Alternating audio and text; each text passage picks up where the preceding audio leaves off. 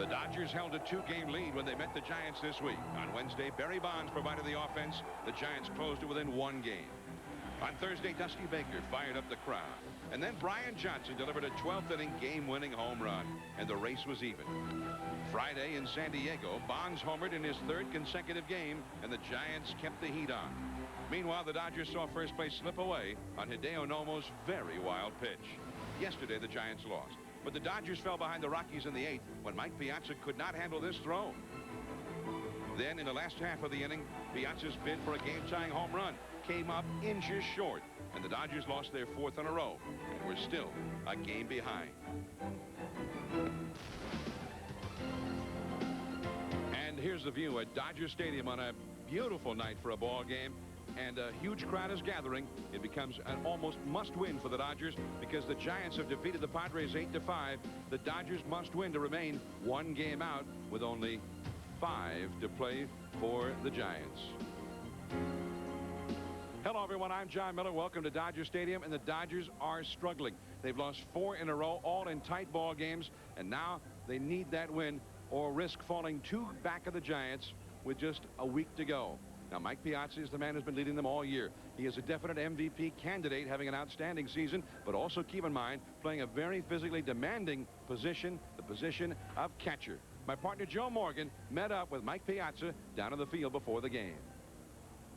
So how do you feel, big fella? I'm hanging in there.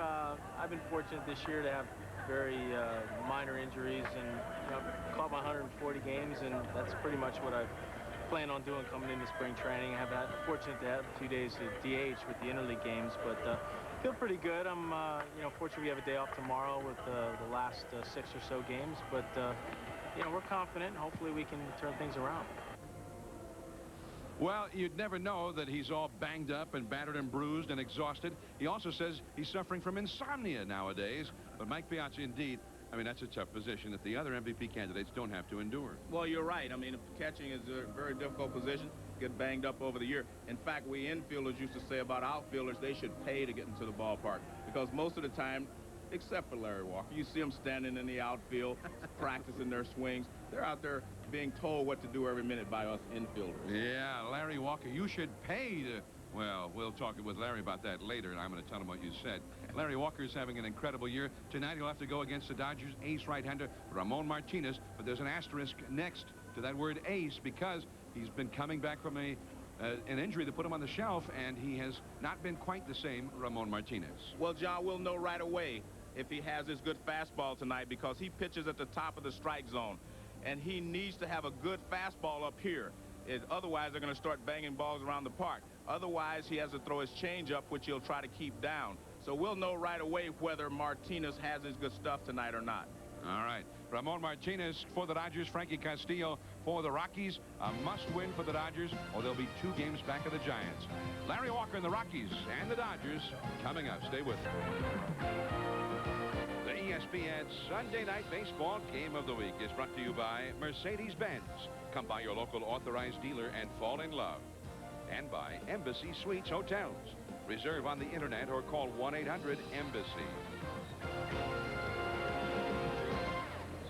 And you see the beautiful night here in Dodger Stadium. It was also a beautiful afternoon in San Diego where the Giants and Padres were playing. Let's get an update on the final in that ball game from Bob Stevens.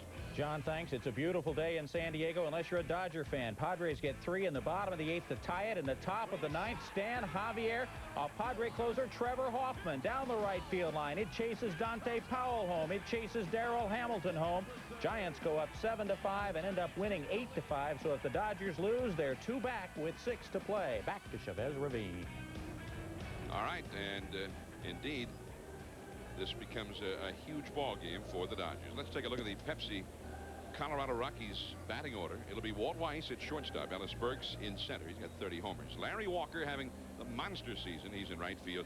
He's got more total bases than any National Leaguer since 1959 when a man named Aaron had over 400. Andres Gallaraga first base. Dante Bichette in left. Vinny Castilla at third. It is Neifi Perez, an exciting rookie at second. Kurt Manwaring the catcher, and Frankie Castillo. 11 and 11 is the pitcher. And on the mound for the Dodgers, the tall, hard-throwing right-hander, Ramon Martinez. Well, Ramon coming back from a rotator cuff injury, so he's not up to 100% speed yet, but he has a good fastball and a changeup. He does not throw his slider as much since he's been back from the injury, but he also had a good slider. We'll see if he starts throwing his slider tonight, but basically has been a fastball changeup pitcher the last few starts. Now, he really labored in his most recent start in St. Louis last Tuesday. And there's a fastball, 92 miles an hour, the reading. Strike one called, and we are underway. 5:07 p.m. Pacific time. Temperatures got up into the high 80s here in L.A. today. Beautiful night. And that is a ball. 1 ball and 1 strike. Ellis Burks and Larry Walker will follow. Walt Weiss. You know, Walt Weiss has really done well since he took over the leadoff spot after they traded Eric Young. So about a .400 on base percentage. Into the shadows and left, Darren Lewis. And there is 1 away.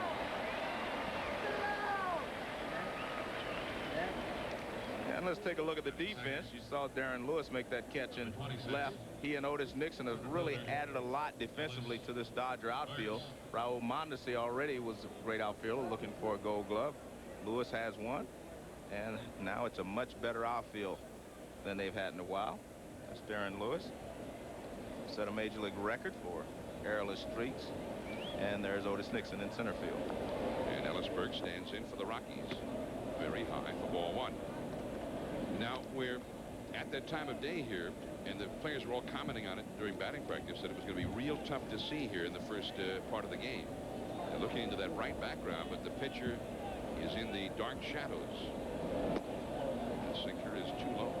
2-0 to Ellis Burks, who has 30 home runs, even though he missed some 40 games on the disabled list this year. Rockies have 4 men with 30 homers or more. Right over the outside corner, nice pitch, and it is 2-1. Larry Walker, having the huge season, is on deck. There's Walker, poised as if already in the batter's box. That fastball is in there, so Burks has taken all the way. Now it is 2-2. Seen nothing but fastballs. Andres Gallaraga comes up after Walker, then Bichette, Castilla. Once you get into this Rockies power, you stay in it for a while. They can work over a pitching staff. And this year, whether they're at home or on the road, I mean, they've hit real well on the road. Back to the screen. Still 2-2. I don't think there's any doubt that the hitter is having problems up there, you know, because of the background, because Ellis Burks was ahead in the count, and he took 2 fastballs, which is something these Colorado Rockies do not do very often. They get ahead of you, and you give them a fastball, and they're usually hacking. You get an idea of how tough it is to see that ball. I mean, I don't know how Burks saw that one. 2-2. The eyes adjusting for the brilliant sunlit background, although the pitcher himself and the baseball, of course, are in the dark shadows. In the dirt. It's kind of deceiving from that angle from center field because we adjust our camera lens to give you a perfect look in the shadows. But here's another look at what the batter sees. He's very bright background. It takes you about halfway to the plate before you're able to recognize and see the baseball clearly. 3-2. Ball to ball. It was awfully close. Catcher set up on the outside. The ball ran to the inside, but ball 4. Burks is aboard. Now Larry Walker. Now Tony Gwynn, Joe. Now Tony Gwynn knows a few things about hitting, right? And he's having his best year. And he says Larry Walker, without question, should be the most valuable player. That he's on a whole different planet. It's one of the greatest years, maybe the greatest year Tony Gwynn has ever seen. Well, there's no doubt that Larry Walker will and may be the most, you know, get enough votes to be the most valuable player. Burks at first, 1 out. And that's ball 1. I mean, he's got 48 homers, 45 doubles, 4 triples, 127 batted in. He's stolen 32 bases. He's hitting .370. He leads Tony Gwynn by 1 point, by the way, for the batting race. And he plays a great right field on top of that. And there's that changeup, Joe, you're talking about, and it was down. Well, he will throw a lot of times you'll see him throw a fastball There you get a look at Larry Walker's father, the other MVP candidate's father, is also here. Vince is here. Vince Piazza is also here. I talked to him before the ball game. 1-1 to Larry Walker Jr. And that's a foul. 1-2. Well, Larry Walker, of course, I mean, he always gets the comment that it's so easy to hit. As you see the updated batting leaders, Piazza is third in the league. Walker just barely ahead of Quinn. But when you play your home games in Denver, everybody expects you to have inflated home run totals. Larry Walker's got 29 of his 48 home runs on the road this year, away from Denver.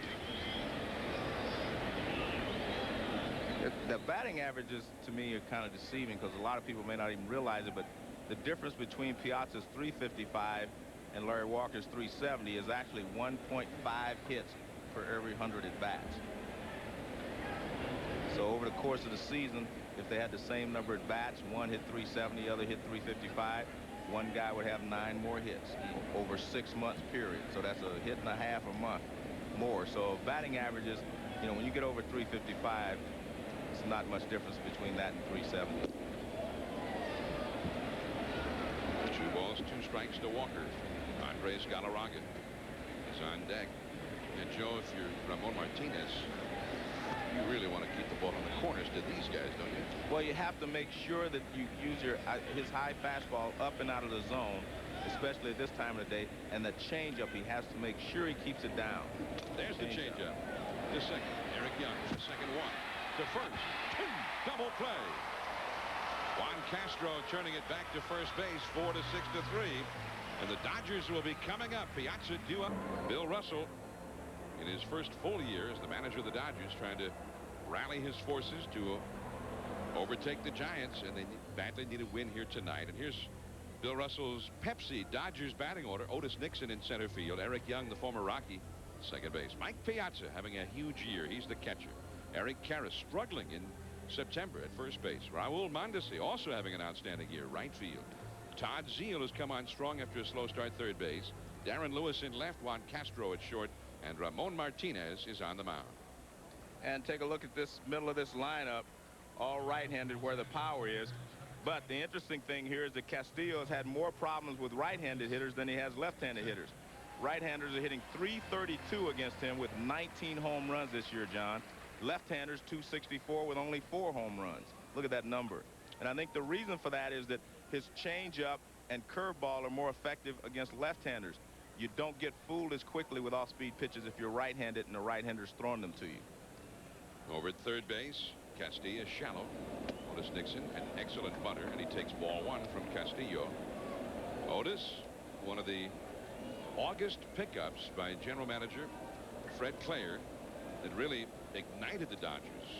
Nixon and then Eric Young picked up, and both of them added tremendous speed to the top of the batting order, something the Dodgers had not had much of this year. And Nixon, by the way, there's Fred Claire, 11 steals overall this year and for the Dodgers, but 58 total, including his time with the Toronto Blue Jays. There's Walt Weiss, and Weiss rather flashy over there, getting it done. 1 away. And let's take a look at the defense. Walt Weiss, the shortstop, one day may be playing second base next year because Nathy Perez is a guy that they think just has tons of ability, a great arm. And when I talked to Don Baylor today, he said, call him Nathy and get used to it because he'll be around for a long time. 1 down. Here is Eric Young.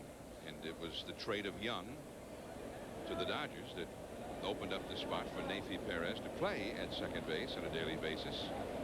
Eric Young has struggled lately, although when he first came to LA, and seen every day, he was hitting a single, a double, whatever, stealing a base, and Mike Piazza was driving him in, and the Dodgers were ahead in the first inning every day. And if Young wasn't doing it, Otis Nixon was, or they both were doing it. It was quite a lift to the Dodgers offense, but Young has cooled off considerably.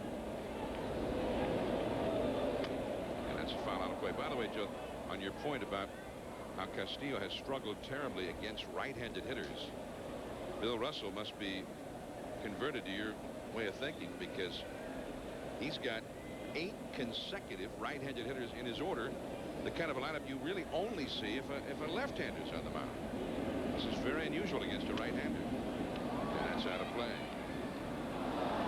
Pedro Estacio is the man that was traded to the Rockies. And so far, it's been a trade that's worked out beautifully for both teams. The Rockies have had better pitching. He's unbeaten in his starts than they've had for a long time. In fact, Frank Castillo's also done well since they picked him up from the Cubs. Broken bat.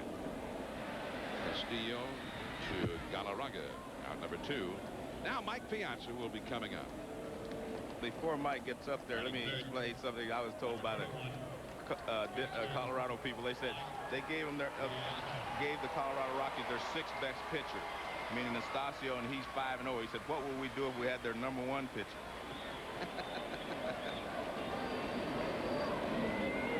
Well, Estacio had struggled with the Dodgers. He pitched here Friday night in his first return. In 6 innings, he had 9 strikeouts. He got the win in that ball game. And they have won every game that he has started, whether he's gotten credit for the win or not. Mike Piazza. Piazza has led the National League in the 3 Triple Crown categories: homers, RBIs, and batting average since the All-Star break. That is pretty strong MVP credentials. And the Dodgers were around 500 at the time when he got hot after the All-Star break. They had one time, as that pop foul will go back out of play into the shadows off to the right. The catcher, Manwaring, starting up over after. At one time, the Dodgers trailed the Giants by 8 games in the standings. And they got so hot after the break as the Giants struggled. There you see his numbers since the break. And Piazza and the Dodgers actually overtook the Giants and led by 2.5 games at one point. So they made up 10.5 games over the Giants before now falling back behind them here. 1-2 to Piazza. Larry Walker, another very strong MVP candidate. And by the way, updating those numbers, Walker actually now has moved ahead of Piazza in home runs since the All-Star break. Piazza leads the other 2 Triple Crown categories. Broken bat. A muscle job into left field. Truthfully, John, I think that's the only way you can consistently pitch Piazza and expect to have some success. That's up and in. But when you do that, he's so strong, a lot of times he'll fight that ball off the left field to right field. This time he fights it off the left field. I mean, you can see him pull his arms in. The ball gets in on him, but he is so strong that he can't get it out of there. But that's the way to pitch him and know that he's not going to hammer you out of the ballpark. So even though he gave up the base hit, Castillo kept him in the ballpark. Now Eric Karras. And Karras, big home run and RBI man for the Dodgers, but he is struggling right now in terms of getting a home run. And the curveball is in the dirt from Castillo. And they missed that big bat. But you know, the Dodgers were so hot for so long. You see that no homers in 72 at-bats that they were bound to cool off. I mean, at one point after they had picked up both Nixon and Young, they won about 3 weeks or so. They averaged nearly 7 runs a game. But now time is running out, and they've got to get it going again. Only 6 games left after tonight's game. That's a ball. The Dodgers will have tomorrow off, and then Tony Gwynn, Ken Caminetti, and the San Diego Padres will come here Tuesday and Wednesday. The Giants play in San Diego again tomorrow night. And then the Giants will go to Denver. They'll have to tangle with these red-hot Rockies. And the irony is, the Rockies are the hottest team in the division right now. And they've got 2 with the Giants, and including this one, 5 left with the Dodgers. 4 in Denver starting next Thursday. 3-0 the count to Karras. Mondesi on deck. That was a very unusual pitch there, John. I mean, it was 2-0. It was like a 50-foot curveball. You don't think that's a good pitch? No, I don't think that's a good pitch in this situation because Mondesi has been swinging the bat better than Karras. So you walk Karras and get to Mondesi. Swinging away, and the count is out of, or the ball is out of play. 3-1 is the count. There's Mondesi.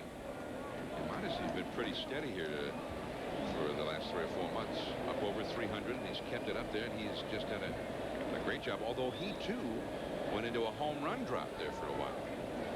But I think even right now, he's got, what, 2 homers in his last 44 games. 3-1 on the count. Piazza at first, no score. Shallow right now. Walker battling the sun out there. And that ends the inning. 1 hit, 1 left. The Rockies are coming up with Gallaraga, Bichette, and Castilla. A clear vista of the majestic San Gabriel Mountains off in the distance here, as seen from Dodger Stadium in Chavez Ravine in Los Angeles. I'm John Miller with Joe Morgan in this great ballpark, which oddly enough now, Joe, has become an old ballpark, although it still looks like it just opened. This is the 36th season of baseball in Dodger Stadium. It opened all the way back in 1962. You were still a teenager then, Joe. You're right. Seems like only yesterday.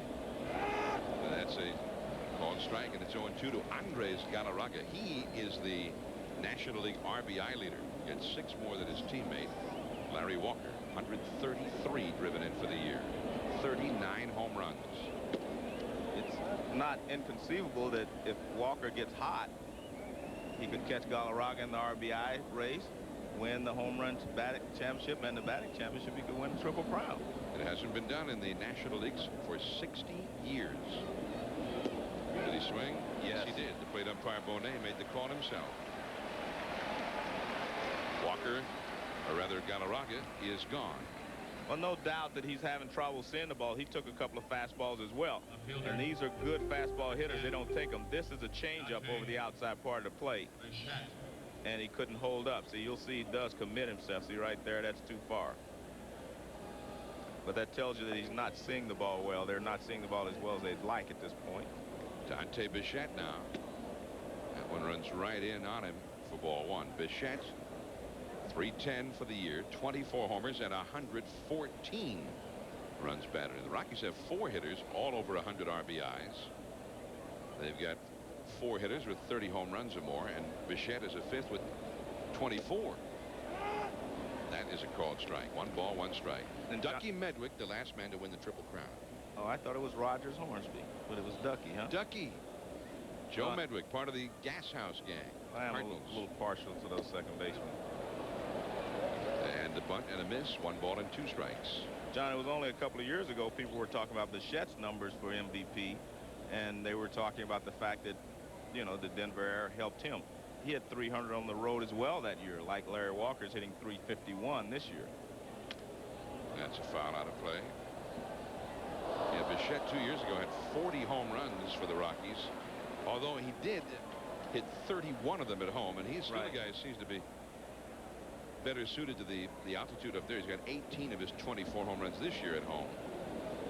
I'm sure he'd tell you, well, I was just swinging good that day. You know, after having a nice home-cooked meal, I swing better. He says it has nothing to do with the air, but look at those numbers.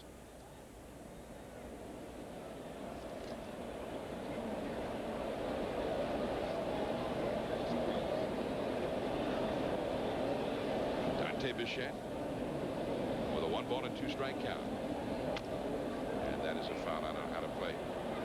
Down the right field line. I beg your pardon. I lost it in the shadow. I was going to say it. Caught by Eric Young. Well, it's hard because actually the first ball that Walt Weiss hit the left field I thought was out of play, because once it gets up, we're in the same type of situation. We're looking into the bright sun and in the dark, so it's difficult for us too.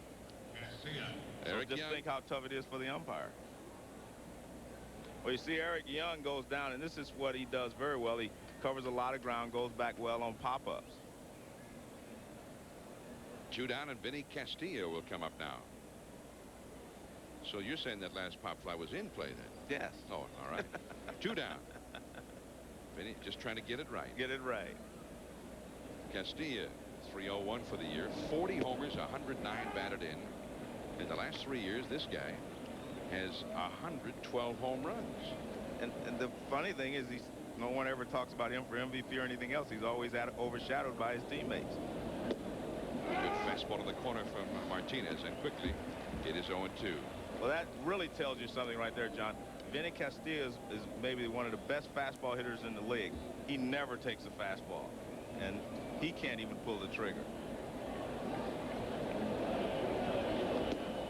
the slider is off the corner. 1 ball and 2 strikes. Yeah, Castillo, you know, one of the quickest bats. Great fastball hitter. There you see the progression of the last 3 years for him. 2nd consecutive year with 40 homers. Slow bouncer to short. And a nice play by Castro. 3 up and 3 down for the Rockies. Raul Mondesi and Todd Zeile coming up for the Dodgers. Sitting next to our cabana beneath a coconut tree, our feet propped up with our favorite tropical drink. John Miller and Joe Morgan. Actually, we're not in Honolulu again. We're in L.A. And we're playing some hardball tonight. The pennant race is on in the National League West. The Dodgers a game and a half back of the Giants, who have already won their ball game in San Diego, putting the heat on them. The Giants 8-5 over the Padres. Now the Dodgers, who can ill afford to fall 2 games back, and there will be only 6 games left of the schedule after tonight. So this is going to be a grimly determined Dodger ball club. Raul Mondesi against Frankie Castillo. Ball 1. In the National League West, the Giants now 16 over 500. The Dodgers, at best, with a win, will remain 1 game back.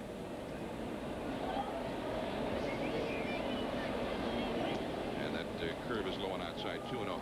When you play this Colorado ball club, too, we mentioned it earlier, not only do they have one of this hitting, better pitching than they had earlier this year with Castillo and Anastasio, they've won 18 of their last 23. They're 18-5 here down the stretch. And they are relaxed and confident. And I mean, they were, when this streak started, they were out of it. They were 8 games under 500. 2-1 the count. John, they were in this race until they lost the last game in Florida on a grand slam by Bobby Bonilla, and then they lost 3 straight games to the Rockies. So they had lost 4 in a row coming in to L.A. If they could have split, they would be right in the middle of this thing. But they had that bad. They are the Rockies. Well, when they came into L.A., they had won 4. They had lost 4 in a row when they got here. They lost their last game to Florida, and then they lost 3 in a row to the San Diego Padres. And then they came here, and so far they split. So they lost 3 in a row before they came here. Yeah. 2 games in San Diego. That's it. Yeah. 3-2 the count to Mondesi. Yeah, they were 16-2. I mean, that's an incredible run. The kind of run that pennant winners usually embark upon. The Dodgers had runs close to that in the second half of the season. The Giants opened the year with a run like that. Swing! Mondesi showing that great speed, and Weiss couldn't get him. Eric Gregg made the call at first base, and Gallaraga might have come off the bag stretching out for that throw. Well, one other thing, Weiss could not get much on his throw. He was a little bit off balance, and Mondesi flies down the line. And when he comes out of the batter's box, even though he gets jammed, that usually holds you up. Now watch, Weiss has little problems right there. He doesn't get enough on the throw, and it's still very close play. And there you see Mondesi all along. Well, he takes a look. Well, if Gallaraga kept his foot in the bag, I think Mondesi should have been called out. The play, the ball definitely beat him to first base. They're going to score that as an infield hit for Raul Mondesi, which, by the way, counts just as much as an outfield hit. And here is Todd Zeile.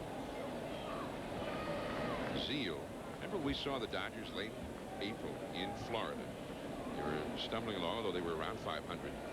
Zeile was hitting about 160 or 150 at that time. So he has come a long way. I mean, this guy has also put together a big second half of the season. His average up to 264. And he got 85 RBIs. One of the 4 big sluggers. The Dodgers with Piazza 36 homers. Karras 28. Mondesi and Zeile each with 27. If you're the Rockies here, you have to be careful because Mondesi can steal a base. Mondesi has 32 stolen bases. He's been caught 15 times. Curveball. Base hit. Mondesi's going to go to third. Bichette's throw. And over to second base goes Zeal. That is excellent base running there by Mondesi. Not only did he get an extra base, he got an extra base for Todd Zeal. And heads up base running by Zeal to go all the way to second base. But Mondesi, of course, creates the play because he forces Burks to throw, Bichette to throw to third base. Now watch this. He is flying. That's a shallow ground ball. Bichette has to take a shot at him, and he does, but in doing so, he allows Zeal to get around to second base. Mondesi never slowed down. He made up his mind right away, and he's in there.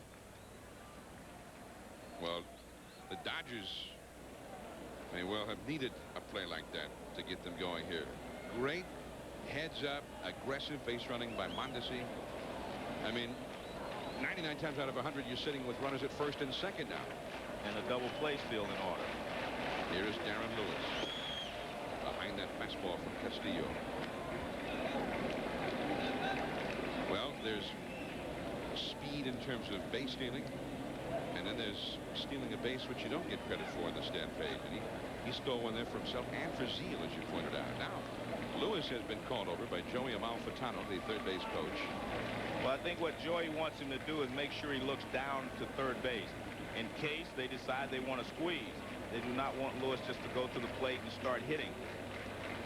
In this situation, if you're Lewis, you think, well, my job's to drive him in. But sometimes, you want to be heads up. They want you to be heads up in case they decide they want to put a play on. Mondesi at third, Zeal at second. The middle infield back in normal deck. We're only in the second inning. Castillo at third, Gallaraga at first, pulled in. Blue. Shallow right, base hit. Mondesi in. Here comes Zeal. The throw to second by Walker. Not in time. A hustle double by Lewis. 2-0 Dodgers. Well, this is what pennant races is all about. Everybody step up a little bit, do a little bit more, a little more intensity. Mondesi just hustled himself around the third. Zeal did the same. You see Darren Lewis not to be outdone. He decides, now watch him right away. When he bloops this ball, he's going. He decides right away he's going to get a double out of this. A nice play by Walker. Walker comes all the way around, bare hands it, and fires a strike to second base. But as you can see, Lewis goes head first. He's in there safely. And there's that speed again. We talked about adding Nixon and Young, and Lewis is a third guy with great speed they've added. So in today's lineup, there are 4 guys who can run the bases with abandon, and we've seen 2 of them in action here, Mondesi and now Lewis. And the Dodgers are ahead 2-0. And here is Juan Castro. Now, the regular shortstop, Greg Gagne, has been struggling with the bat. He also got hit by a pitch the other day and got some soreness on his forearm. Castro, who needed to get Darren Lewis over to third base, pulls the ball to the left side, and it's one of those worthless at-bats. There are the 2 guys that accounted for the run scoring here in the second inning for the Dodgers. Mondesi is a fast guy. He made the play happen, and he made Zeal feel like a fast guy. Yeah, Zeal. But you got to give Zeal credit too, or at least maybe the first base coach, Mike Soch. But anyway, they knew that the throw was going to third base, and he hustled into second as well. Here's Ramon Martinez. After the game yesterday, a bitter defeat to the Rockies, knowing that they could have tied the Giants, who were getting shelled in San Diego yesterday. They lost 12-2. And Otis Nixon, the veteran, a newcomer to this ball club, but a veteran who's been through many pennant races, he called a team meeting. And one of the things that he told them was that they were still in great shape, and on the other hand, that they needed to start perhaps being a little more aggressive out there, which certainly is Otis's game, right? Yes. But John, that could be, interpreted 2 ways. One is that if Otis Nixon's only been with this ball club a short period of time, and he's calling these meetings, who are the leaders on this team, which is something that has really kind of haunted the Dodgers throughout this season. Who are the leaders on the Dodgers? Otis Nixon, again, has only been here a little while. You would think that maybe Piazza or Karros, these are the leaders, or should be, or you want them to be anyway. So that can, like I say, can be interpreted a couple of different ways there.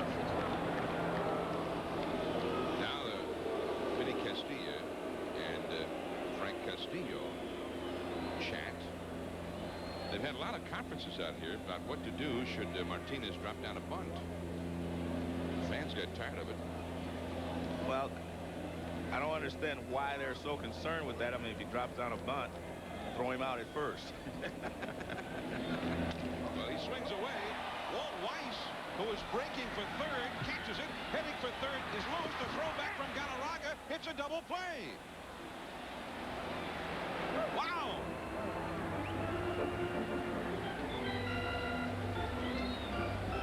I can't believe what I just saw.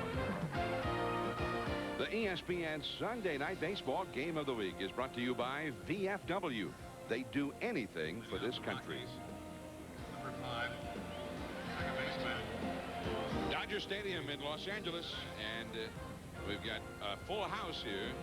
The Dodgers leading the Rockies 2-0, but one of the wildest plays you'll see to end the Dodgers' wild second inning. That one is deflected by Ramon Martinez, bobbled by Eric Young, and safe at first is Neifi Perez, the sensational rookie who has excellent speed. Well, you've heard of the wheel play. Well, this is a variation of the wheel play because they get a double play out of it. The Rockies really stumble into something here. They're very lucky. This is where Walt Weiss starts. He will run over into here. Now, there's one out. So if Martinez bunts, you throw him out at first base, there's 2 outs. So take a look here. Now, this is the only reason this is not a base hit is because Weiss is now in the hole.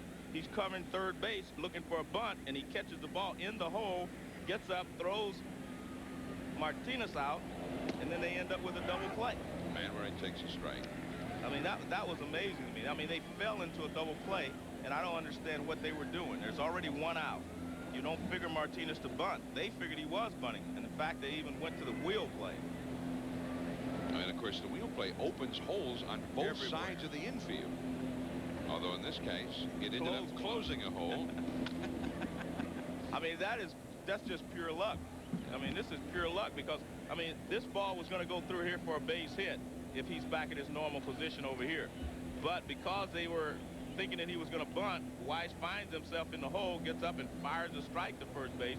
Now, Darren Lewis runs to third, but you're not supposed to make the first out or the last out of an inning at third base. Darren Lewis goes against the grain, the Rockies go against the grain, and they come out okay. Yeah, because you saw in that same look there, that panoramic look, as Manwaring takes a called strike 2, that, or called strike, I beg your pardon, strike 3. Why are they playing when we try to explain this, Joe? It is difficult, isn't it? So one man is gone.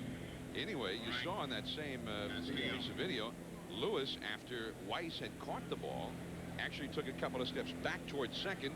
The second baseman, Perez, was covering at second base. And then when Weiss hurried over to first base, then he turned back around and headed for third. And Andres Gallaraga, you got to be one of the best in all of baseball at making that particular throw. The bluff of the bunt by Castillo, ball 1. But I guess it's still amazing to me why the Rockies were convinced with 1 out and a runner at second that Martinez was going to bunt. He's a pretty good hitter. In fact, he was hitting 209, I think, and he's a pretty good hitter. So why did they figure he was going to bunt with 1 out? This is Karras. Young is covering. The sacrifice by Castillo. The Dodgers did not employ the wheel play. And it was not one of the more oddly turned double plays of all time. Just a routine sacrifice. Well, that's the other thing. Even if he's bunting or not, whatever you think. Okay, he bunts. Pick it up, throw him out, the runner goes to third. It's 2 down. I know. I mean, because that wheel play is a high-risk play if the guy swings away with all those holes being opened up. But in this case, maybe Baylor knew that if he swung away, he'd hit it to that hole, so he wanted Weiss over there. Come on. Think about it, Joe. Well, it worked. Well, there were the Dodgers pressing the action, running with abandon around the base paths. So Don Baylor put a sort of a play on, what you would say, managing with reckless abandon. Well, he tricked him into a double play. And Baylor is a very aggressive manager. His teams run a lot. He plays the infield in early in tight ball games. Up the middle. And Walt Weiss has a base hit to center field. Nobody was out there. Weiss is going to take the extra base. He's in there with a double as Perez scores. The center fielder, Otis Nixon, was way over into left field, playing into the swing late, and he crossed him up, hitting it right through the middle where nobody was. 2-1 for LA.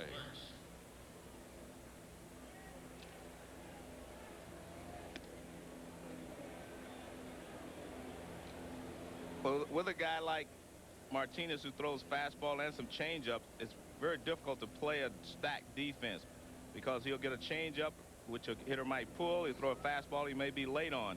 So you have to play most of the hitters pretty much straight away. But you can see Mondesi was well around in right and Nixon around the left center. Here's Ellis Burks. Ball one high and tight. Burks walked his first time. So now Weiss is in scoring position. If Burks can get a base hit here, Walt, Weiss delivering in the clutch with 2 down for the Rockies. This is an exciting game so far. A lot of very free-form action on the base paths here. Everybody's thinking of that extra base, Joe. I like that. Take off. Put the heat on him. Put the pressure on him. And the changeup for a strike. 1 ball, 1 strike. Now this is a big out for Ramon Martinez for the obvious reasons. See, Burks has hit well in these situations, been in scoring position. But the other part of it is Larry Walker, who is one of the most productive hitters on the planet right now, is on deck. That's backing out of play. 94-mile-an-hour fastball up. 1 ball and 2 strikes. And from Dodger Stadium to look back across the parking lot from Chavez Ravine, there's downtown Los Angeles. 1 ball and 2 strikes to Ellis Burks. Ramon Martinez trying to keep the Dodgers ahead here. They lead by 1. Center field, Otis Nixon waiting for him. Well, he had him wait perfectly. Top of the order coming for the Dodgers is 2-1 LA. Nixon, Young, and then that man Mike Piazza coming up. Will be Dodgers now last of the 3rd, the top of the order against Frankie Castillo. Otis Nixon, ball 1. Otis grounded to short his first time. 2-1 LA leading over Colorado. Final game of this series. Over at third base, Castillo very shallow. And too high again. 2-0 the count. John, in the first part of the game, we've seen a lot of hitters get hit on the fist because of the background. Well, now the shadows are completely, have covered the backdrop in center field, so you should see hitters getting better swings at the pitches now. No longer having to squint into that bright background behind the pitcher. 3-0 the count. Overhead, still brilliant blue skies over Southern California. Cerulean blue. That's what you said last time. I don't forget. Where'd you hear that? I heard you say that last time. Ball 4 to Nixon. We got more baseball in the pennant race coming up on Wednesday here on ESPN. The Wednesday night baseball doubleheader starting at 5 Pacific, 8 Eastern, with the Padres trying to play spoiler against these Los Angeles Dodgers. Candiotti will go for LA against Joey Hamilton. Then at 10:30 Eastern, 7:30 Pacific, up to the Kingdome, the Anaheim Angels and the Seattle Mariners, the top 2 teams in the American League West, and Griffey Jr. with 53 homers. Then pennant race baseball on Friday, a doubleheader. The times and teams to be announced.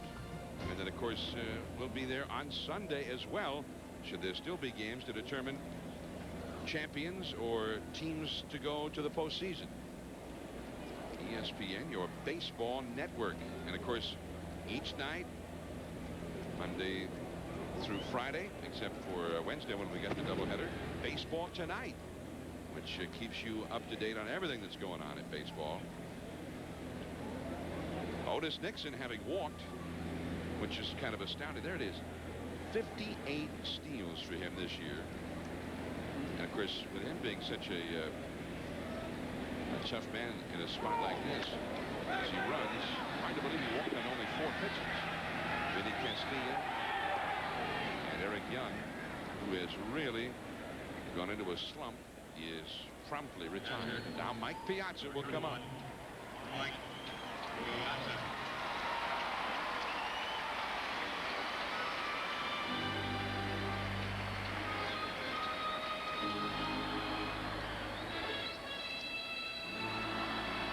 Piazza had a broken bat single off the fists into left field his first time.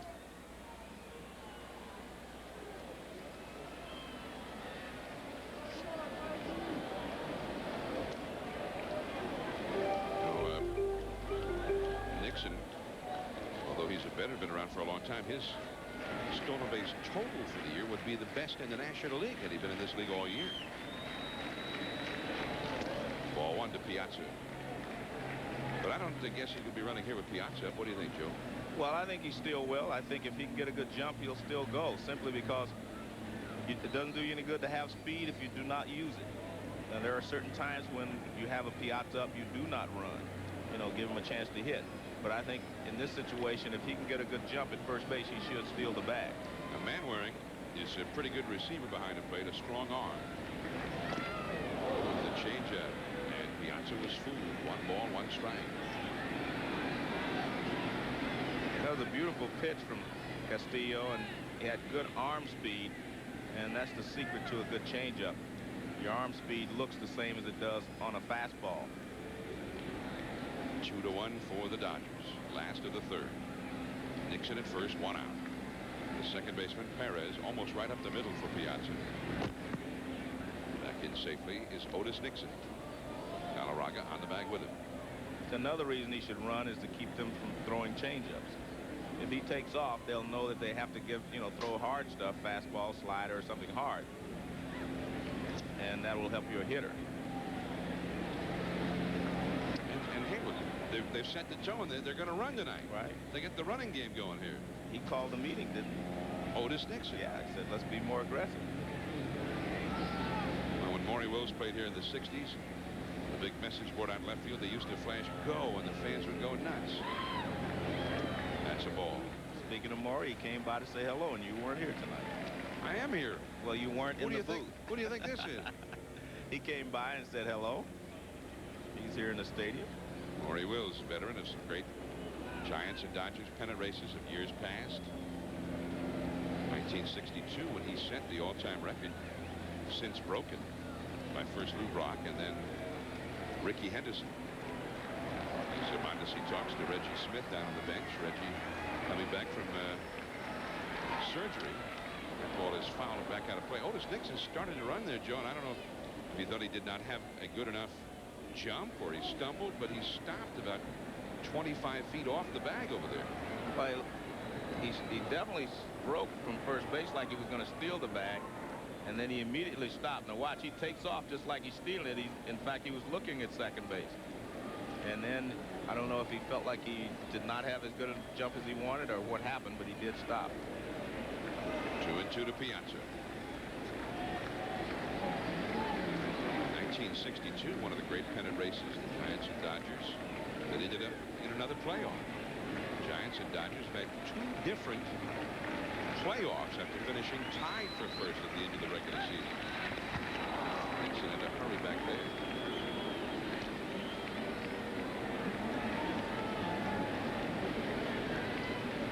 Bill Russell. He had Nixon moving the wrong way, but it looked like he may have balked a little bit there too. That back knee kind of buckled a little bit.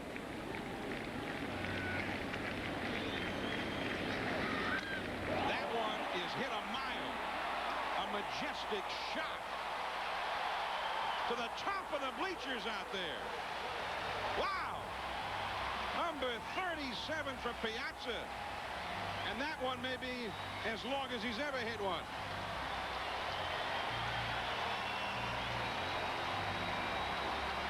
Four to 1 Dodgers.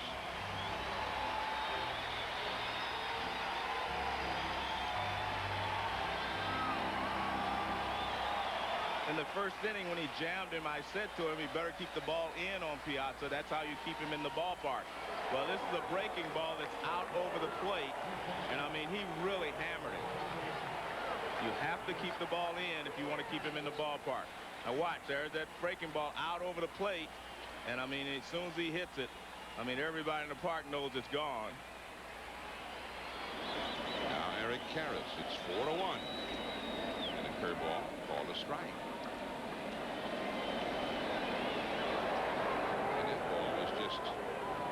awesome shot into straightaway left field. Now Willie Stargell twice hit balls completely out of Dodger Stadium. That is a foul on a hanging curveball, and it is 0-2 to Karras. He flied to shallow right his first time. But I mean, that ball, I'd like to see exactly where it landed.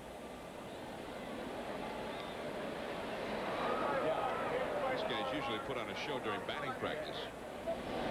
Karras, Mondesi, Piazza, Billy Ashley, another big strong guy on their bench.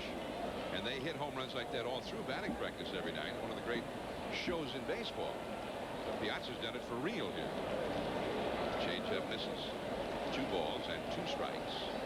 Piazza, of course, cannot celebrate too long. He's got to put the tools back on here. Put the armor back on.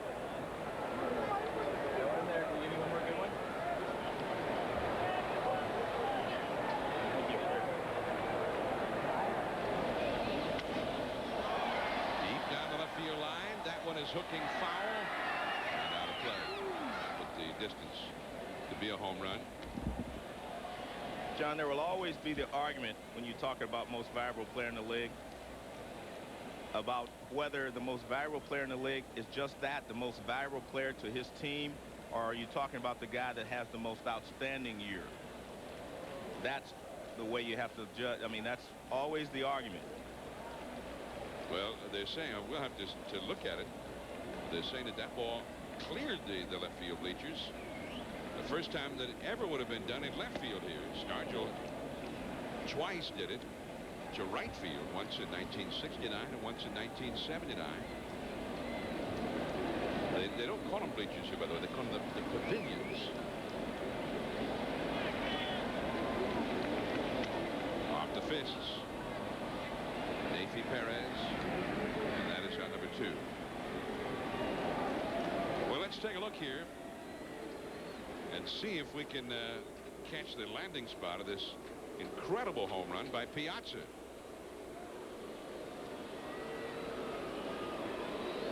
So I mean, he knew that it was gone.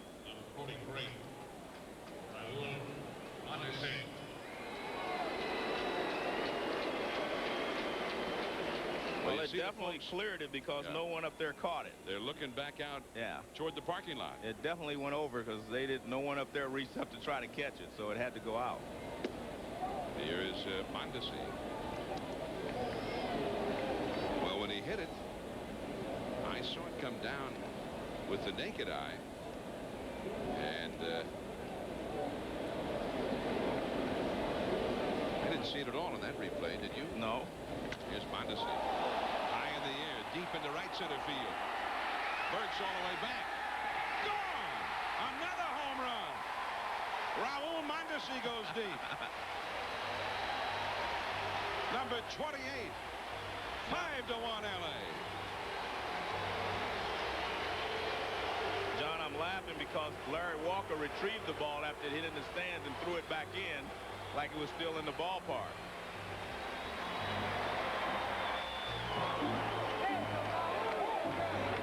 28th homer and the 84th RBI for Mondesi. So the Dodgers with an impressive display of power in the 3rd inning, and they lead now 5-1. Well, true to the form, he's having trouble with these right-handed hitters. We talked about it before the ball game, how right-handers have hit over 332 against him. That's a high fastball with not enough on it to stay in the ballpark. John Seal, the hitter now. Ball 1. And Reggie Smith. Why they all go sit next to Reggie, you know? See, they asked Reggie, did you ever hit one that far? I'm sure that's what they're doing. 2 balls and no strikes to Seal. Seal hit a single to left his first time. As part of the 2-run 2nd inning rally for the Dodgers. Now they've put 3 on the board here with the long ball, the incredibly long ball of Mike Piazza clearing the left field pavilion. Now a pretty good shot to the opposite field, and here's a line drive base hit to left field by Zeal. He's 2 for 2. That's 7 hits in 2 2/3 innings off of Castillo. Darren Lewis. Let's take a look at the ball that Mondesi hit. It wasn't as far as Piazza's, but counts just the same. Here's a high fastball, supposed to be down, and he hits it well over the right field wall. Now watch, Burks thought he had a chance, and he did not. The ball bounces back in. Now watch Walker. He plays it just like it hit off the wall, but second base umpire Bob Davidson was out there waving home run. And Mondesi exulting in the moment as he rounded the bases with his 28th home run of the year. Here is Darren Lewis now. To the right side, Nathan Perez quickly to his left. Throws him out, and the inning is over. The Dodgers get 3 more, and a third of the way through it. 5-1 LA. The big guys are coming up. Walker, Gallaraga, and Bichette. Stay with us. Team in Los Angeles. Everybody in the ballpark still looking out there toward the parking lot as if to say, it landed in the parking lot? Mike Piazza making some Dodger history. The 3rd man ever to hit one out of Dodger Stadium. The only man other than Willie Stargell ever to do it. And the first ever to do it over the left field pavilion. Here's Larry Walker back out of play. Now let's see if we can pick it up here, Joe. Well, we can see it. Our staff's going to rock this ball. It's going to be right in here. They're going to rock it back and forth, and you'll be able to see a line. That's a ball to Walker. Well, John spent the whole half inning trying to find it while we were away at commercial. I found it. Finally. 2-1 the count to Walker. Rips one to right, but right to Mondesi. Hit that one too hard. And he's 0 for 2. First baseman. Well, you're going to have to look very closely. You'll see a little streak across there. Just above the rooftop, Yeah, you can see the just above streak it. going across the little dark background There it is. Yeah. Clearing the pavilion roof. Let's see, we call it a roof, right? We don't call them bleachers. It's a pavilion. But we call it a roof. Well, okay. You're the play-by-play guy. The left field pavilion carport. Okay. 0-1 the count to Gallaraga. How about overhang? The overhang. All right. Yeah. Yeah, the people are still looking out there. Well, it rolled under about 50 cars out there. They're trying to find out where they can go get it after the game. Gallaraga deep into left field. Back to the wall. Lewis. He can't get it. It's a home run. Just over the 360-foot marker. And it is 5 to... Are we going to count that? It's 5-2 now for the Dodgers. Gallaraga with his 40th homer. He becomes the 3rd Rockies player to reach 40. And that, of course, is a great baseball rarity. The first team ever to do it, the 1973 Atlanta Braves. And here's Gallaraga with number 40. Well, that was a fastball that did not get in far enough, and the big cat jumped all over it. But he went right over the 360 sign and hits right on the covering for where the bullpen players sit. The roof. The roof of the bullpen. You're right. Now that is a roof. Andres Gallaraga with his 40th homer and his 134th run batted in. Right under the roof there beyond the 360 marker above the bullpen dugout. 1 strike to count to Bichette, who popped to second his first time. He had a good cut at that one, but fouled it back to the screen. 0-2 the count. Well, here's Darren Lewis. I mean, he tried to time it, and he just barely misses it. And the big cat, as you said, now has 40. 134 runs batted in. That's a smash, but caught by Karras.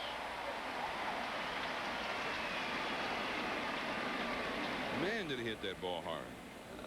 We're starting to, as I said, they were going to start hitting the ball a little better because the background is better. Because you have some good hitters in this ball game. Number 9.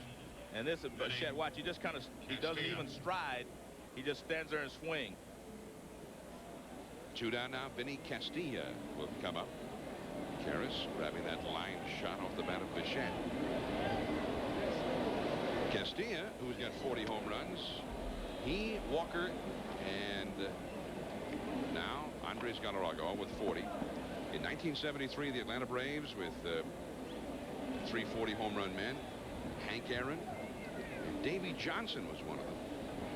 And Darrell Evans, which Davy Johnson is the name that kind of catches you.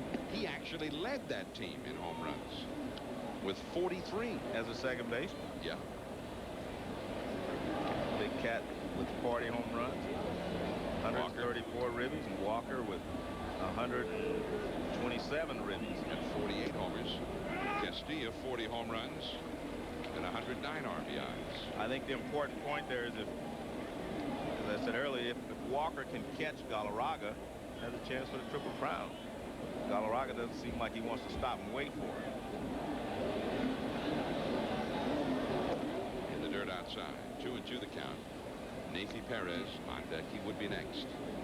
5-2 LA. We had this wild base running, Joe, the first couple of innings. I mean, exciting, open field running. Guys taking the extra base almost at will or attempting to, sometimes when they shouldn't have. That is a fair ball. And Castilla is tagged out by Piazza. Well, the long and the short of it. The man who just hit one 8,000 miles tags out the man who hit one 3 inches. It's the Dodgers 5, the Rockies 2, ESPN Sunday Night Baseball. I'm John Miller with Joe Morgan. The Dodgers a game and a half back of the San Francisco Giants, who have already won their ball game today, defeating San Diego 8-5. Frankie Castillo, Juan Castro, and Larry Walker in the corner, and there is one away. The Giants won their ball game today. For some highlights, let's go back to Bob Stevens. Pitcher. Thank you, John. Everybody in Dodger Stadium was a Padre fan earlier today. They get 3 in the 8th to tie the Giants, but then in the top of the 9th, Stan Javier off of Padre closer Trevor Hoffman. Down the line, driving home Dante Powell and Darrell Hamilton. The Giants go up 7-5, win it 8-5, keep the Dodgers on their toes. So the Giants have one more game to play in San Diego as Ramon Martinez with a swinging strike here against Castillo. The Dodgers will have tomorrow off. If the Dodgers do not win this game tonight, they would be 2 games out. It could be even 2.5 out before they play again on Tuesday against those same San Diego Padres. The Giants, after their game tomorrow in San Diego, will go to Denver to play these Rockies on Tuesday and also Wednesday. Ramon Martinez. High pop-up. Andres Gallaraga in foul territory. Not number 2. Martinez hit one of the strangest double plays that you'll ever see on a ground ball through the hole into left field, except somebody came over and blocked up that hole almost inexplicably, certainly unexpectedly, as the Rockies put on the bunt defense, the wheel play, and if you have about 45 minutes, we'd really explain it in detail for you. Right. Here's Otis Nixon. He is grounded to short, and in the 3rd, he walked, starting a 3-run rally. He was the man on base, and Mike Piazza. What do they estimate the distance? If it leaves the ballpark entirely, that's got to be 500 something, right? No, they're saying it was 478, Joe. Well, left center field. Bichette catches up to it, and the Dodgers go down 1-2-3. No steals, no wild base running, no monumental homers. We're going to the 5th. 5-2 LA. From beautiful Dodger Stadium in Los Angeles, ESPN Sunday Night Baseball. I'm John Miller with Joe Morgan, your Sunday night telecasters. And here we go to the 5th inning. The Rockies trailing 5-2. The Dodgers in a spot where they have to win a ball game to avoid being swept at home by the Rockies. Nathy Perez, the hitter. The outstanding rookie. Change up for a strike on the outside. And a questioning glance at his face as he looked back at umpire Greg Bonet. Perez had an infield single to the 3rd. Scored a run for Colorado. He is 1 for 1. 22 years old from the Dominican Republic with enormous talent. And he just has been at 76 games, hitting .285. Get 8 triples already in less than half a year in the big leagues. He tries to bunt his way aboard, but it's a foul, and the count 1 ball and 2 strikes. It'll be Kurt Manwaring on deck, and then Frankie Castillo, the pitcher, due up 3rd in the inning. Looks like the Rockies have some bullpen activity going. So we could see a pinch hitter should the Rockies get something going here. 5-2 Dodgers. Slow to shortstop. Castro on the move, can't handle it. And it wouldn't have mattered. Perez is going to beat that one out. Yeah, he had that beaten easily. I mean, he got out of the box well, and he runs well, so Castro was playing a little deep, and he was not going to be able to throw him out at first base. So he gets out of the box well, and he's running. And this is just a tough play. You see the ball actually slowed up, and Castro could not make the play. Well, let's look at Perez now at full speed.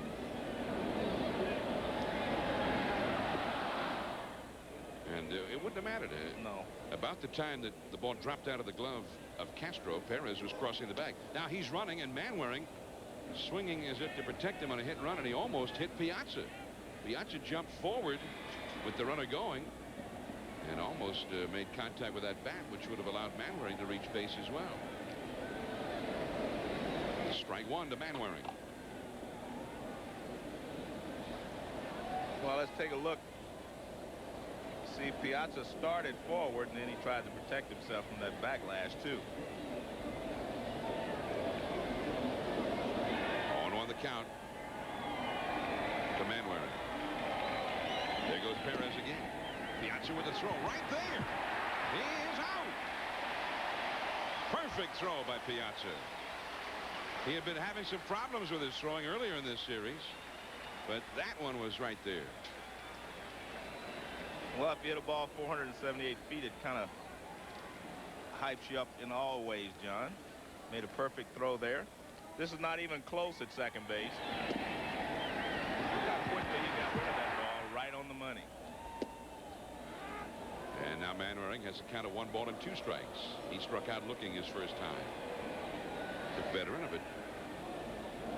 A hot pennant race, 1993. He was the Giants catcher when they and the Braves went to the final day of the season, when the Dodgers knocked the Giants out right here to end up putting the Atlanta Braves into the postseason.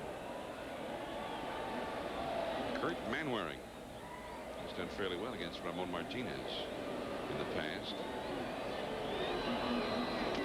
And it's a foul. Joe, I got a card that was sent here to Dodger Stadium by Sam Lacey. Oh, yeah. A great writer of the Baltimore Afro-American for many years and part of history. He was there. He had lobbied for Jackie Robinson to be signed by a major league team, and then he covered the story when he was signed. There's the changeup for a strikeout. So 2 men are gone, and Frankie Castillo is due up. Pitcher, number 48. And he is going to bat now. Frank Castillo. There's a change-up, and Manwaring way out in front. Anyway, Sam Lacey, Joe, who is a great man, a great writer, there with Jackie Robinson, chronicling history. And he wanted me to make sure that I wished you, for him, a happy birthday. Oh, thank you, Sam. He said that you had a birthday on Friday. Correct. So he says happy birthday. So thank you very much, Sam. Juan Castro throws out Castillo. The Rockies are gone. 1 hit, nobody left. We're halfway through it. Eric Young, then Mike Piazza and Eric Karras. 5-2 LA. ESPN Sunday Night Baseball from Dodger Stadium, Los Angeles. And here come the Dodgers into the last of the 5th inning with Eric Young, Mike Piazza, and Eric Karras. The numbers 2, 3, and 4 hitters. Young is 0 for 2. He's hit a comebacker, and he has fouled a third. A strike from Castillo on the outside. Mike Piazza on deck. His encore at bat after making some Dodger Stadium history. First man other than Wilver Stargell ever to hit one out of Dodger Stadium. A called strike 2 on the outside. Castillo was victimized by the Dodgers running game there in the second, and then the Dodgers power in the third. We've seen it all from the Dodgers already tonight. Right side, Nathan Perez. Anytime. 1 away. Now Piazza comes up. sure to get a warm greeting for the Catcher. Dodger Stadium sellout. Number 31, White, Piazza.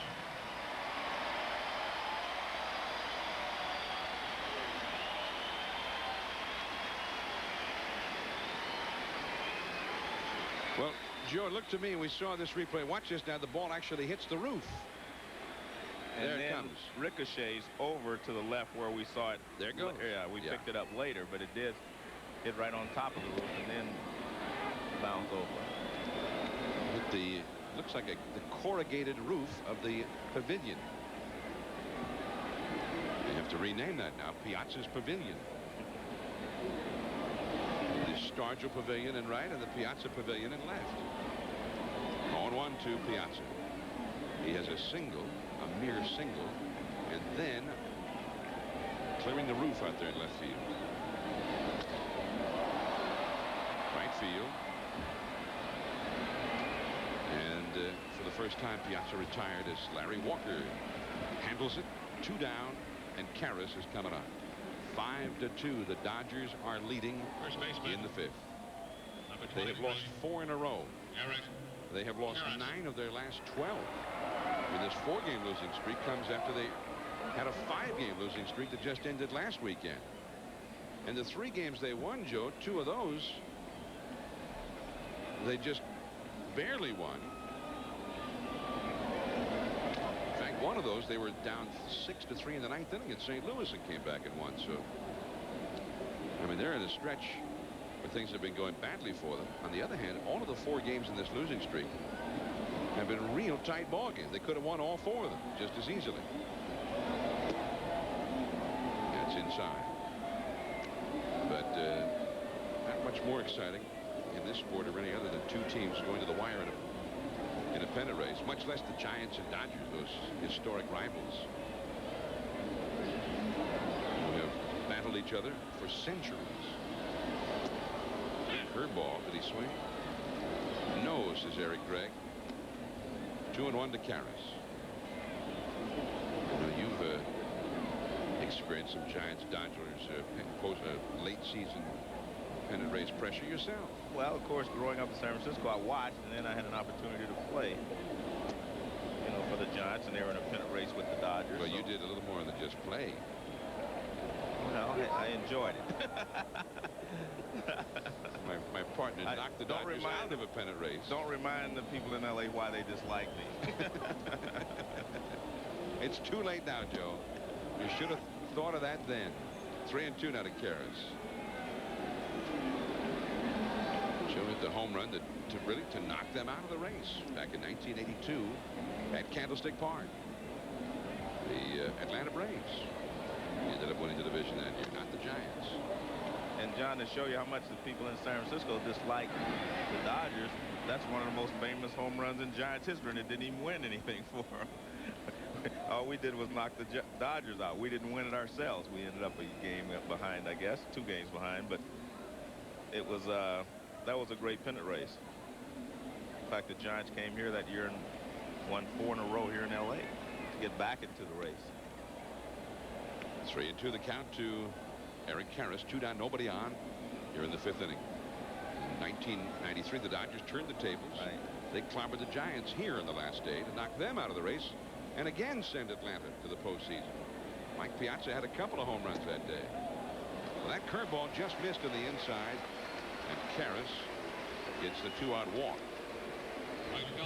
Well, this is the home run we're talking about against the Dodgers, 1982. Man, that was a screamer, a line drive. Bob Brenly there to high-five it with you. That was before I had a few more birthdays. You were still a kid. Yeah. Joe was just a mere teenager back in 1982. Here is Raul Mondesi. He beat out an infield hit in the 2nd inning, and then he homered to the opposite field in the 3rd. It wasn't even the hit that you remember in the 2nd. It was the way on the subsequent base hit by Zeal to left field that Mondesi raced over to 3rd base, challenging Bichette, which also at the same time enabled Zeal to go to 2nd. And then they both scored on the bloop double by Lewis. So Mondesi's done it both ways, with the speed, with his legs, and his his desire, his hustle, and with the power. Mondesi is hitting .309 for the year. That's some pretty tough numbers up there. He has a chance to be the first 30-30 man in the history of the Dodgers. He needs 2 more homers. He already has the 30 steals, 32 stolen bases, in fact.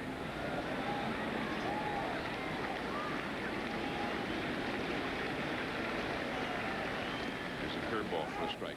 Now this year, Joe, the difference in this Giants-Dodgers go-around is that it is the Giants and Dodgers. Neither one will be looking to knock the other out. I mean, it's either one or the other is going to go. And it's been a while since the Giants and Dodgers have finished 1-2 in a pennant race. 1971 was the last year. The Giants won at San Diego the final game of that season to clinch the division title. Juan Marichal got the win. Dave Kingman had a 2-run homer. Willie Mays hit a ball off the center field wall in San Diego that night. 1 ball, 1 strike. And of course, 2 of the most famous pennant races, 1962 when they ended up in a best-of-3 playoff after finishing tied, and 1951, one of the most, maybe the most famous pennant race of all time. The playoff that ended in the Bobby Thompson home run. They finished 1-2 together in the 20th century 9 times.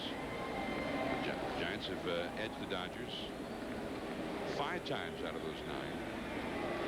And 4 times it's gone to the last day, plus 2 playoffs.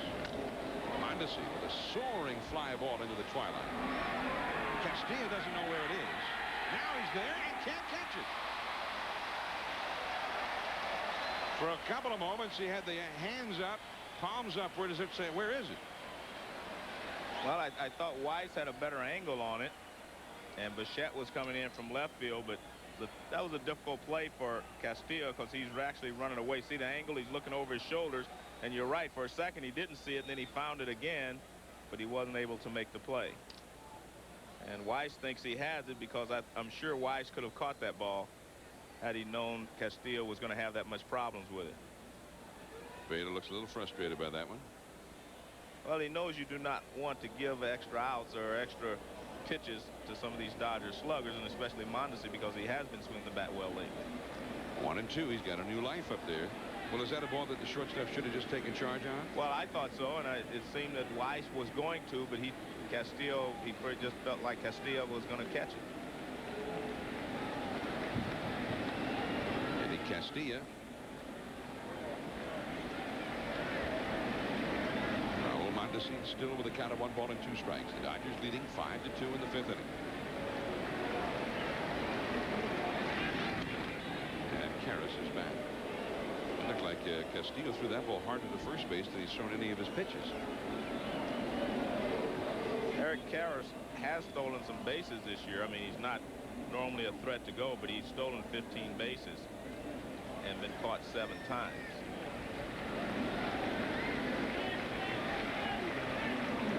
And the curveball got him. So Mondesi is retired. In fact, he got retired twice. We go to the 6th, top of the order. Weiss, Ellis Burks, and Larry Walker.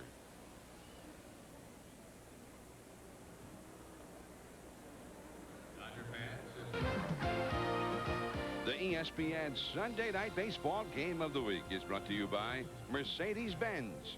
Come by your local authorized dealer and fall in love.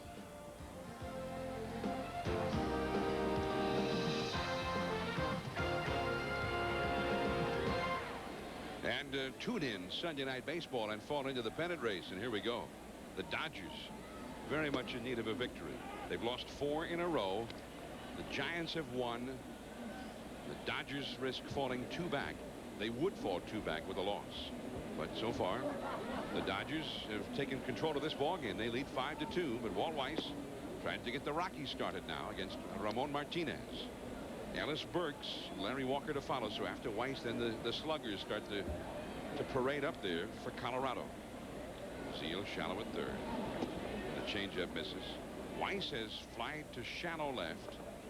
And he hit a ball right to the middle for a base hit that he turned into a double with some great hustle. And he could do it again here. Center fielder Otis Nixon is way over into left center. of a huge shift onto the outfield for Walt Weiss. 3-1 the count. This is an unusual shift because Martinez throws changeup, so I guess Mondesi's protecting that part. But ball to strike. You would think that a guy like Weiss would hit the ball back through the middle more than he would even to left center or pulling the ball straight away right field. Well, they just seem to think if he's going to hit it to the outfield, he'll only hit it to left or maybe right center. Well, they're right. Into left. In the left. Let's try it again. Into left. But they don't have. It wouldn't matter where they were playing on that one. Through the hole. Well, fortunately for Don Baylor, the Dodgers didn't put the wheel play on. Well, Ramon Martinez, he made his first start coming back from the disabled list August the 25th. This is his 6th start since coming back. Plus, he made some appearances in the minor leagues as a rehab. But he has not pitched more than 6 innings in any game yet, and now he is in the 6th inning. He had thrown 69 pitches coming into this inning. Ellis Burks, ball to strike at the outside. He has walked and flied out to center. He's not relying as much on his fastball completely tonight as he has the last couple of times I've seen him. So in doing that, it seems like he may be a little stronger now. There's the breakdown. 56 fastballs, 12 changeups, and 8 breaking balls. 1-1. And it hasn't been a real difficult task for him. So he probably can go another inning or two, but in the past he's only gone around 6 innings. So you can rest assured they're keeping a close eye on him here for any signs of fatigue. As are we. Burks lines one down the right field line into the corner. Fair ball. Up against the wall. Mondesi has to go chase it. That gives Walt Weiss a chance to come round to score. And all the way to third goes Ellis Burks. These corners at Dodger Stadium are tricky with the curve out there. And Mondesi, as that one just kind of hugged the rail, was not able to cut it off. It is 5-3, and now Larry Walker is coming up. But this is great hitting by Burke. I mean, the ball was away, and he just went out and lined it to right field. See where Piazza is out there? He goes out and gets it, lines it down the right field line. Now, here's what you're talking about. See, it kind of hugs the rail, bounces away from Mondesi, and by the time he gets it back in, Burks is at third, and Weiss has scored. And the Dodger bullpen gets busy. Here is Larry Walker. In the midst of his incredible year, he is the possible tying run. Too high. This is just what the Dodgers were not hoping to see. A single and then a shot into the corner. The first 2 Rockies hitters have gotten it done. Walker fouls it away. Now there is bullpen activity for LA, and that play, by the way, was scored as a double for Burks and an error. Darren Dreifert is up in the Dodger bullpen. But they didn't give him an RBI. No RBI for Burks. A double, no RBI, and an error to Mondesi. And I tell you what, that play looked a lot easier in slow motion than it looked to Mondesi with the awkward carom off that curved wall. Now it is 3-1 to Walker. Now the man on deck just homered his last time up there. So Ramon Martinez has got a real difficult pitch to make here to a hot hitter. Wow. He blew it past him. Well, he got that fastball in the perfect spot. Fastball in under hands. And watch this right there. That's where Piazza wants it, and that's where he gets it. Perfect pitch there for the situation. Larry Walker Sr. looking on from the stands. Goes inside again, this time too far in. A walk for Larry Walker. And that looked like Martinez thought maybe First baseman. he looked like he wanted that call. 14. Well, I'm sure he did.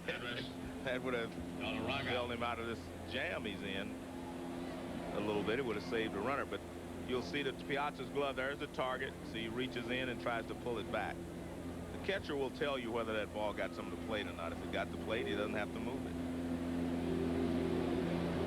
So he put the target on the corner. If he moves it further in, That means it was off the corner. well, here's Gallaraga with a chance to put them ahead. Way outside. He hit a high fly ball homer his first time.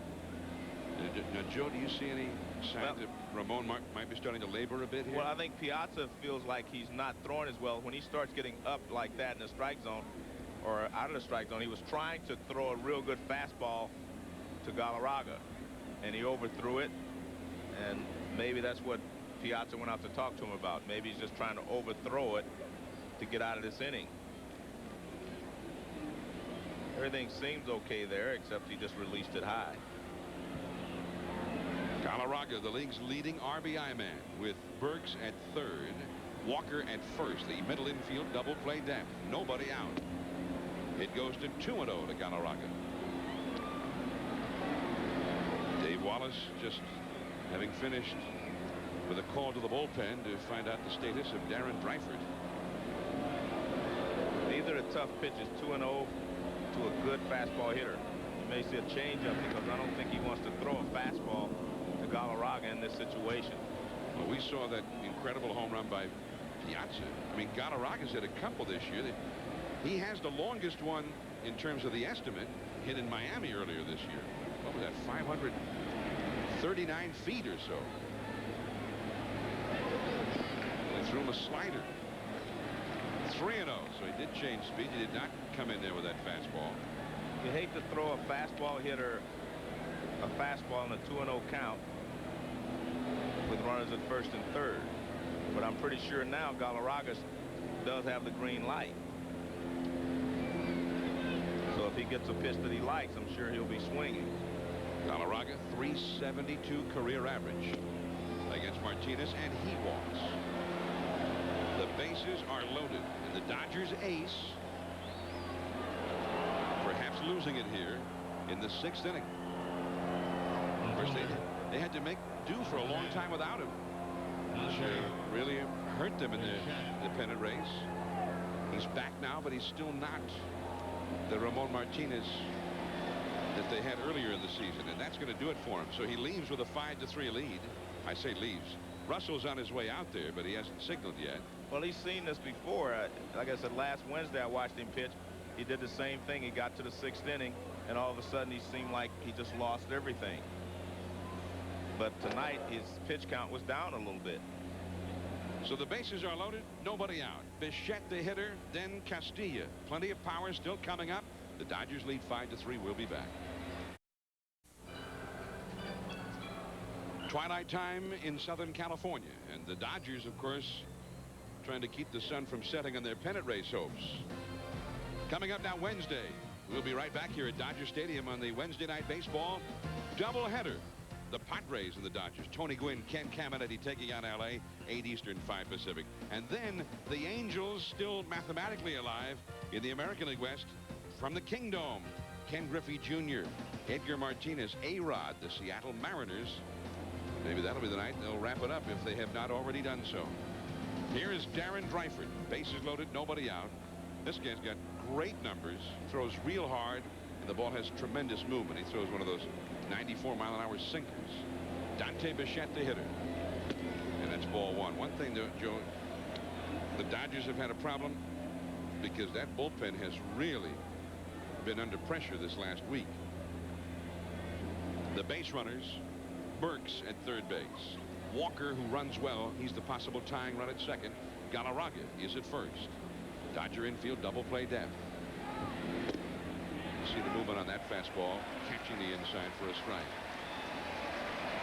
Ramon Martinez faced 4 batters in the inning, ended up walking the last 2 after giving up a single and a double. Now he's in a tight spot. He could still win this game, but he could also lose it. 3 runners on base. If they all score, he'd be in line for a loss. But Dreifert, this guy's tough. He has inherited 22 base runners from other pitchers, and he's allowed only 3 of them to score. Bichette chasing that fastball away. There's that same approach that you were mentioning the last time he was up there, Joe. Well, he'll definitely go into it now. It's kind of your emergency stance with 2 strikes. He doesn't really stride. He just kind of moves onto the front side. He doesn't even pick his foot up. He just kind of turns it so that his head will not move and he can stay on the ball. And that's how you just put the ball in play. 5-3 Dodgers. Nobody out. Base hit to left field. Coming into to score is Burks. Being held at third is Walker. Up for the ball and firing all the way through. Darren Lewis, he threw it right over the head of his cutoff man, but it didn't cost him. So Dante Bichette delivers behind on the count. It is 5-4. Still nobody out. Well, let's take a look at him here. Now watch his front foot. Most people pick it up and put it down. Watch what he does. He just leaves it there, and watch his head. Nothing moves. He just generates his bat speed with his upper body, keeps his head on the ball, and grounds it into the hole. Everyone else, when you pick your foot up, you have a tendency to lose the ball or move. He eliminated all that. Well, now you've got the hard fastball throwing Dreifert and the great fastball hitter. Right on the outside corner. Nice pitch. And it's 0-1 to Vinny Castilla. 40 homers. 0 for 2 tonight. Grounded out and then tapped one just out in front of the plate his last time. He's 0 for 2. Well, a double play even ties the game, Joe. What Dreifert has to do is just make sure he keeps the ball down. Got the ball up a little bit on Bichette. If he keeps the ball down to Castilla, he will get the ground ball. It's very difficult to get the ball in the air off of Dreifert when he keeps it down. There's Ramon Martinez.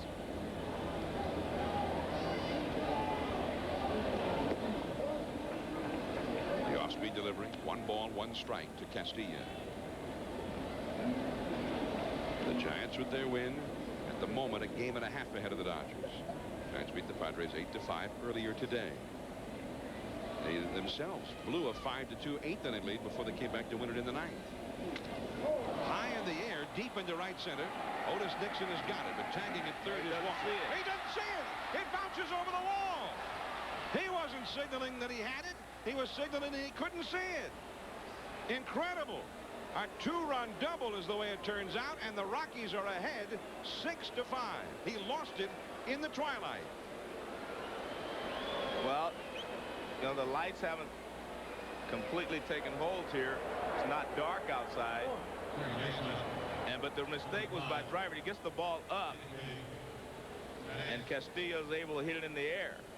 Now, right here, you can see, I knew he didn't see it all the way right there because the ball was far over to his right. It's over in here, and he's standing there looking for it, and he's lucky that it bounces over the wall. The inning has turned into a catastrophe for the Dodgers. Here's Neifi Perez. The infield is in. Holding at third was Bichette as Perez is thrown out by Castro. And that is the first out of the inning after 6 straight Rockies had reached. Castilla gets credit for a 2-run double.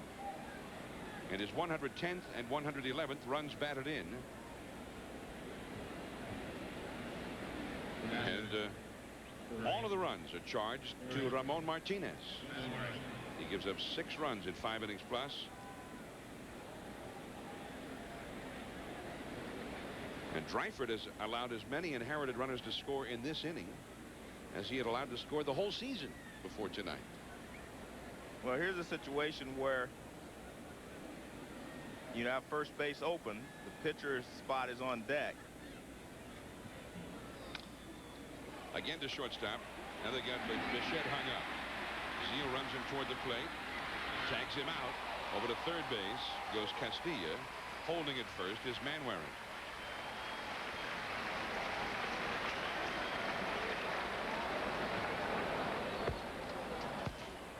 So the fielder's choice for the second out. Well, Bichette starts toward the plate and then stops. You can see they got him hung up. Zeal, you're not supposed to fake like that, but he does get the tag out. Keep Bichette from scoring. When you're running in a rundown, you're supposed to hold the ball up and so that the guy that you're going to throw it to can see it. You fake him a few times and then throw it, and there's no telling what will happen. Now batting for Castillo. Now John Vanderwall will come up as a pinch hitter for Frankie Castillo. John Vanderwall, who for the last couple of years had been the outstanding left-handed pinch hitter in the league, but has struggled this year, hitting only 163. He is 8 for 48 as a pinch hitter. Way behind that rather live fastball. All of a sudden, after he gave up the fly ball to Castilla, he's been able to get the ball down. You know, he's kept the ball down to both Neifi Perez and also Kurt Manwaring. He kept the ball on the infield, but he made the one mistake. He got the ball up to Castilla, and he hit a fly ball that turned into a double. A foul ball out of play off to the left. And can you imagine a play like that in a pennant race in a game you need, and he can't see the ball? I mean, what are the odds of something like that happening? Well, there was a lot of complaining, I guess you might say, in L.A. the last few days about bounces of the baseball and things that were going against the Dodgers, and that's definitely a bad break there. I mean, Piazza yesterday couldn't handle the relay throw from Castro on the play where the Rockies scored the go-ahead run and what proved to be the winning run. Had that throw been maybe 4 or 5 inches further away from Piazza, it would have been a perfect bounce, and he probably would have made the play. Then he missed tying the game with a home run by inches, literally, in the last half of that same inning. And here's the wild pitch that will get another run home. Castilla scores. It is 7-5, a 5-run inning for the Rockies. Over to second base goes Manwaring. Well, you want to keep the ball down, but with a runner at third base, he bounces it, and I think it went off Piazza's shin guard. He tried to block it, but I think it goes off his right shin guard. No, it goes off his wrist. It bounces up and bounces away from him, and Piazza chases it down, but he still cannot stop Castilla from scoring. Well, now Vanderwall with a base hit to the outfield could get another run home with Manwaring now into scoring position. Vanderwall with 10 career pinch hit home runs. 2-2, 2 down. 7-5 Rockies. He goes down on strikes, but it was a complete disaster for the Dodgers. Now they have to play catch up. Zeal coming up. 7-5 Colorado. A beautiful sunset. Red sky at night. Sailor's delight. Whatever that means. Red sky at morning, though, Joe. As I know tomorrow you have an early day. Sailors take morning. There is Mike Dejan on the pitch for the Rockies. He will turn 27 next Sunday. And he was acquired from the Yankees. He was part of that deal that last year sent Joe Girardi to New York. He's got a pretty good arm, good sinker. From Louisiana originally, born in Baton Rouge. Here is Todd Zeal, who is from here. Grew up a Dodger fan. Realized a dream coming back home to play for the Dodgers. Now he's trying to help them in a pennant race. And suddenly they need lots of help. They are trailing in this game, amazingly. A game they once led 5-1, and now they are trailing 7-5 in the last of the 6th inning, but still plenty of time for them to catch up. Well, they definitely, have plenty of time. But it depends on how Mike Dejan throws. If he comes in and he keeps the ball down, it's going to be difficult for them to come back. If he does not, if he gets the ball up like that, who knows? Zeal has twice singled to left field. Aaron Dreifert allowed 4 runs to score after he got in there. That's hit hard by Zeal, but caught by Walker. And there is one away. Twilight time at Dodger Stadium. Again, LA's got 2 more home games left. Both with San Diego, Tuesday and Wednesday here. You'll see the Wednesday one right here on ESPN at 8 Eastern, 5 Pacific. Then they go to Denver Thursday for a 4-game series at Coors Field, which can be a nightmare for a visiting team, and especially a visiting pitching staff. Aaron Lewis. The Dodgers, though, seem to have a club that's really well suited to playing in that ballpark, though, Joe. I mean, Piazza and Mondesi especially, they go nuts every time they go to Coors Field. Well, they've won 10 games there, I guess, and lost 5. So I guess they know how to handle that ballpark. And remember, the Dodger pitching staff is a pretty good staff anyway. In fact, Hideo Nomo threw a no-hitter there, which is almost unbelievable. 1 ball, 1 strike. Darren Lewis, the hitter, and Perez throws him out. Well, we're talking about the frustration of the Dodgers. The fly ball into the twilight that Otis Nixon couldn't find. The 2-run scoring. Here's yesterday. Piazza with a chance to tie the ball game in the bottom of the 8th. Got a hanging slider. I mean, what, 2 inches away from going over the wall. It hit right at the top of the wall and stayed in the park. Yeah, And Piazza thought it was a home run. As you can see, he thought it was out. And he ended up at first base with a single.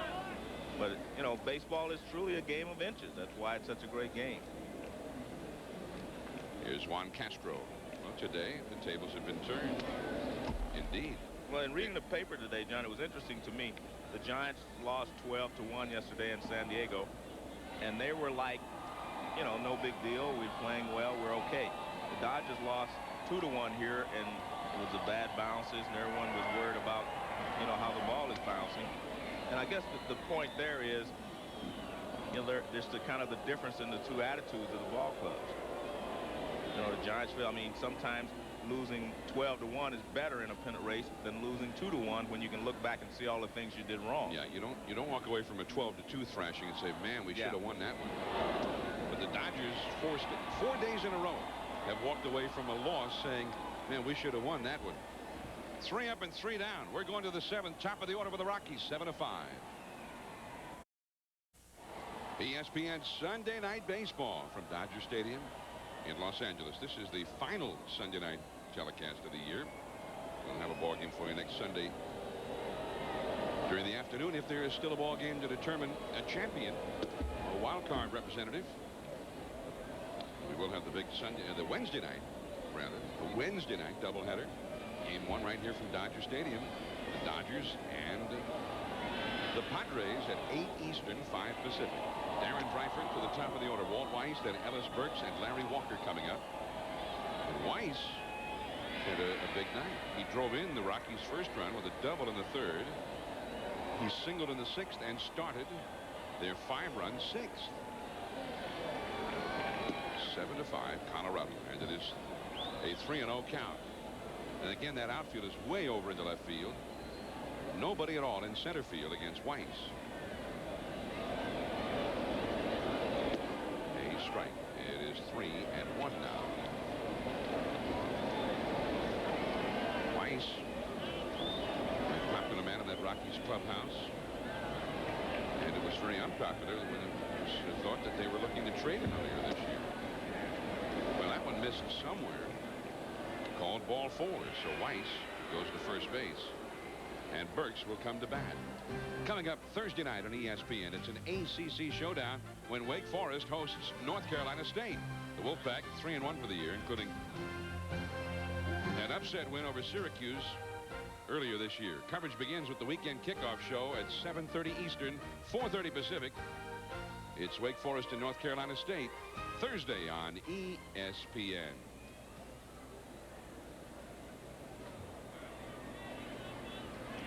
Ellis Burks, the hitter. Weiss at first. Weiss has certainly filled in beautifully for Eric Young since the trade with Young and the Dodgers in terms of getting on base and making things happen at the top. He doesn't steal the bases that Young stole, but he actually has had a higher on-base average than Young. That one has really hit well to center field. Dixon is all the way back, and this one is gone. A home run for Ellis Burks. That one just would not come down. That's another high fastball from Dreifert. Only the 3rd home run allowed all year by Dreifert in 63 innings. Well, that's a high fastball, and these are good high fastball hitters, as we mentioned at the beginning. And you get that ball up there, and if it doesn't have a lot of velocity on it, they're going to hit it out of the ballpark. They're going to hit it hard someplace. Now watch this. It's up. This is a sinker ball pitcher now. You see no sinking rotation on that ball. Piazza reaches up, and he doesn't get a chance to catch it. That's about letter high, and Burks hit it over straightaway center field for a 2-run homer. And you mentioned now Burks has 31 home runs.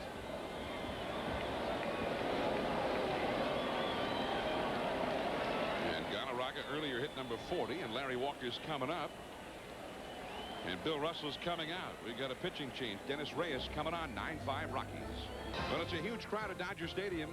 53,903, the 10th sellout of the year, but right now a very quiet, subdued crowd. The Colorado Rockies have taken over control of this ball game from the Dodgers, who at one time led 5-1. It is now 9-5 Colorado. And the biggest hitters in the Rockies lineup are not coming up against the young Dennis Reyes. Here's Larry Walker. Ball one. Also into the game, Todd Hollinsworth replacing Darren Lewis in left field. Hollinsworth will hit ninth and be due to lead off in the last half of this inning. 2-0. Reyes, who has a striking resemblance to Fernando Valenzuela facially. He's taller than Fernando, throws harder than Fernando. Eric Young throws out Walker, who was 0 for 3 with a walk in this game. That is the first out. First baseman, number 14. Well, Darren Dreifert, who's had a big year out of the bullpen for LA, just didn't have it tonight. And as we mentioned, this Dodger bullpen is beaten up. So is the San Francisco bullpen right now. Fastball is in there for a called strike to Gallaraga, who has a home run to left field. You're talking about inches. His home run to left, Darren Lewis leaped up. It was just inches beyond his glove for a home run. Yesterday, Piazza's homer to right turned out not to be a home run at all. It was inches, 2 or 3 maybe, from going over the wall. Stayed in. He only got a single on it. Bill Russell, his first full year as the manager. You may be wondering, why me? Why us? Base hit here. A shot by Gallaraga. And Bichette will come out. One thing, though, you go back to that 6th inning rally, the 5-run rally. Number 10. And they got a couple of clean base hits, Weiss and Burks, but then 2 straight walks. And that gave them a chance to turn it into a big inning. And then the ball lost in the twilight by Otis Nixon turned it into a big inning. John, the one thing you can't do in a pennant race is say, why me? Even though that's the logical, thinking sometimes. Foul ball out of play by Bichette. You can't think that way. You have to say, well, we'll make our breaks. We'll make up for those inches. We'll have to do certain things. And I think until you are eliminated from the race, that's the way you have to think every day.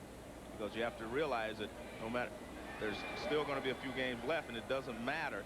I mean, who can say what the Giants are going to do the rest of the way? So you have to keep pushing yourself. And that's where that leadership comes in on this ball club. Well, even yesterday, illustrating your point, Joe, I mean, Piazza could have had a home run, sure. But as it was in the bottom of the 9th inning, they had runners at first and third and nobody out and could not even get the tying run home. Ended up with a base loaded 1 out and lost the game on a ground ball double play against the Giants Thursday up in San Francisco. In the 10th inning against Rod Beck, they had the bases loaded and nobody out and did not score. It eventually lost on Brian Johnson's home run. Eddie Murray, the great veteran on his way to the Hall of Fame, has had a couple of very big pinch hits for the Dodgers in the stretch. But he hit into a bases loaded double play yesterday and also Thursday. Both times ending those threats. Yesterday ending the game. But as you mentioned, I mean, when he came over, he had a couple of big hits for him when things were going well. Everything worked in their favor, and he got a couple of base hits to drive in key runs. But now that they're struggling a little bit, I mean, it's just the way it goes. I mean, he's hit into a couple of double plays. But again, when you're in a pennant race, you have to just kind of push yourself. And, if you fall 2 games behind or something happens, you go in there and you slap yourself upside the head a little bit and say, well, let's have to go harder tomorrow. Vinny Castilla now, and it's ball 1. Dennis Reyes broke into the big leagues under pressure against the San Francisco Giants the Sunday after the All-Star game. In the very first inning of his first game, he faced Barry Bonds, and Bonds homered. And then another wild pitch. In a second goes Gallaraga.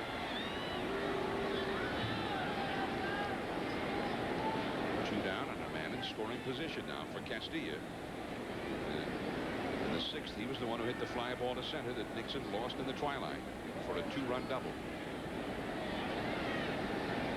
As a breaking ball in the dirt, they try to throw a lot of breaking balls to Castilla because he's a great fastball hitter. Piazza tried to block it. He could not do so, and it goes all the way to the backstop.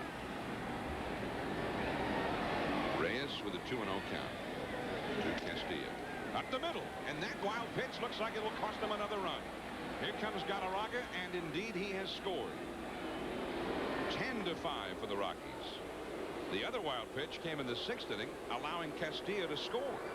From third base, This wild pitch allows Castilla to get an RBI with a single. And it is all just crumbling down around the Dodgers now.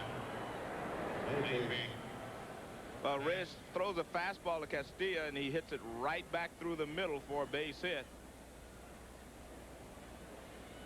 And Gallaraga comes in, so the wild pitch does cost him a run immediately. Now look at that. Since the 4th inning, the Rockies have put together 9 runs and 9 hits. The Dodgers haven't even had a hit since their 3-run 3rd inning rally. In the 3rd, Mike Piazza made Dodger Stadium history, hitting one over the pavilion at left field. Only Willie Stargell had ever homered out of Dodger Stadium before. And then Mondesi also homered in that 3rd, and they looked like they had it well in hand, a 5-1 lead. Shallow left center, Todd Hollingsworth. And that ends the inning. 7 more men bat. 16 men have batted the last 2 innings. 8 have scored. The Rockies lead it 10-5. The panoramic look at beautiful Dodger Stadium, a sellout crowd. Dodgers are past 3.2 million in their home attendance, 53,903 tonight. But on the field, the news is not so good. 10-5, the Rockies with a stunning turnaround in this game. And Todd Hollingsworth hitting the 9th spot after a double switch, leads it off, taking ball 1 from Mike Dejan.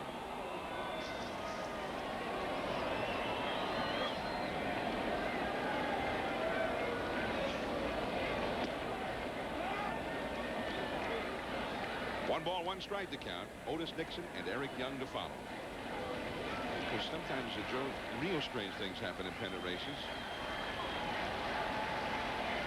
And, you know, this ball game is not necessarily over just yet. The Dodgers have their own firepower. But Hollingsworth is promptly retired, and Dejan is retired 4 in a row. I mean, the Rockies come in here 18 wins, 5 losses. They come into L.A. with 9 games to go in the season, and they knew they were going to play the Dodgers 7 times in those 9 days. And they also play the Giants twice. So they've got a chance really to do some big damage on the 2 teams at the top. The 3 losses they endured earlier this week probably will prevent them from sneaking in the back door and winning it themselves. But Don Baylor knows, and Bob Gebhardt, the GM, knows that a great finish like this, particularly putting the hurt to the Dodgers, and with a chance to do the same to the Giants Tuesday and Wednesday at Coors Field, that's something to build on for next year. Well, in their mind, this is not over yet, because they still think they have a chance because they're not mathematically eliminated. Oh, that ball really got Manwaring on the side of the face. Right to the first baseman, Gallaraga. 2 down. Nixon 0 for 3 with a walk in this game. By the way, we have been unable to show you mask cam, which we like to do, but both catchers declined to wear it tonight. But we certainly appreciate the catchers who do wear it, and both were very graceful about it. And we appreciate the help from the Major League Baseball Players Association and the Commissioner's Office also for helping us to facilitate the use of mask cam. And again, we apologize for not being able to use it tonight, but it is the prerogative of the players, and we certainly understand when they don't choose to wear it. 2 down. Here is Eric Young, and that is a called strike. The Dodgers have not had a base runner since the 5th inning. Eric Karras drew a walk in the 5th, and he is the only man of their last 13 hitters to even reach base at all. Broken bat. There is Walt Weiss. And the Dodgers go quickly and quietly. That's 7 in a row retired, 13 of the last 14. We go to the 8th inning, 10-5. Now from L.A. Rockies 10, Dodgers 5 on Sunday Night Baseball. Coming up a week from Tuesday, September the 30th, ESPN's Division Series coverage begins with a pair of games. ESPN will televise up to 12 games from the Division Series playoffs. All the action will be preceded and followed by Baseball Tonight. Approximately 40 hours of Major League Baseball postseason coverage on ESPN. It all gets started a week from Tuesday, September the 30th. And Joe, get your traveling music ready. Big swing and a miss by Manwaring against Reyes. 1 ball, 1 strike, 8th inning. Manwaring, then the pitcher spot, and then leadoff man Walt Weiss. Well, if the division series and playoffs are like they have been the last couple of years, it'll be very exciting. Todd Zeile throws out Manwaring. Right now, if the playoffs were going to start this Tuesday, we know it would be Atlanta and Houston in the first round of the National League. Either the Dodgers or the Giants would go against the Florida Marlins. That's the way it looks. The Marlins have pretty well wrapped up the wild card spot. Houston hasn't quite wrapped up that Central Division, though. The Pirates are lingering in the pennant race, still 3.5 out. They do have a series next weekend against the Astros, where they could make some noise. Here is Rene Gonzalez now pinch hitting for Deja. Veteran major leaguer. 1 out, nobody on. Walt Weiss on deck. 10-5 for the Rockies. The American League shapes up as the Orioles versus the Mariners. Mariners, although, have not yet quite clinched the American League West. I believe their magic number is down to 2, though, after a win today in Oakland. Nice pickup by Karras. Reyes covering for the putout. Beautiful. And that one might have torn his head off if he didn't get the glove up there in time. 2 down. Well, Gonzalez goes the other way. Fastball away, hits it hard. Karras goes down low to make sure he stays down on it. Nice job there by Reyes to get over there. Here's Karras on isolated replay there. He makes a good play and perfect feed. Well done. 2 down. Walt Weiss. Double home a run. Singleton scored a run. Walked and scored a run. He led off both of the Rockies' big rallies, the 5-run 6th and the 3-run 7th. He scored the first run in each of those rallies.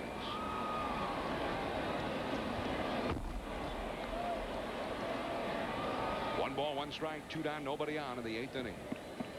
So Baltimore probably in Seattle, Joe, in the American League first round, and the Yankees and the Cleveland Indians in the American League first round.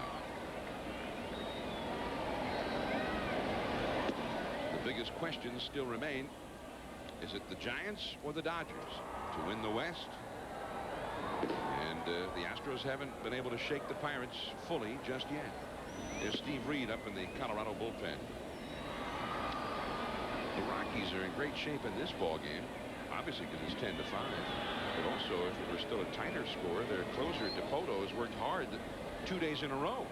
I don't know how much he'd have left if the game got real tight tonight.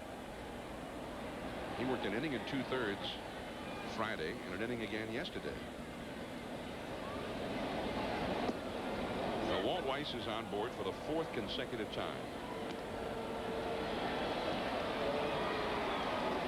2 walks, 2 hits, and now Ellis Burks. He launched a 2-run homer against Darren Dryford in the 7th. He fueled that 6th inning rally with a double into the right field corner. Yeah, Don Baylor, he can smile right now. His Rockies are playing great ball and putting it to the Dodgers right here in L.A. You know, last weekend they went to Atlanta and they swept the Braves, something they had never done. Sort of like settling an old score with the Braves, the team that swept them in the season series in their first year, 1993. Well, it kind of shows how far they've come in that length of time.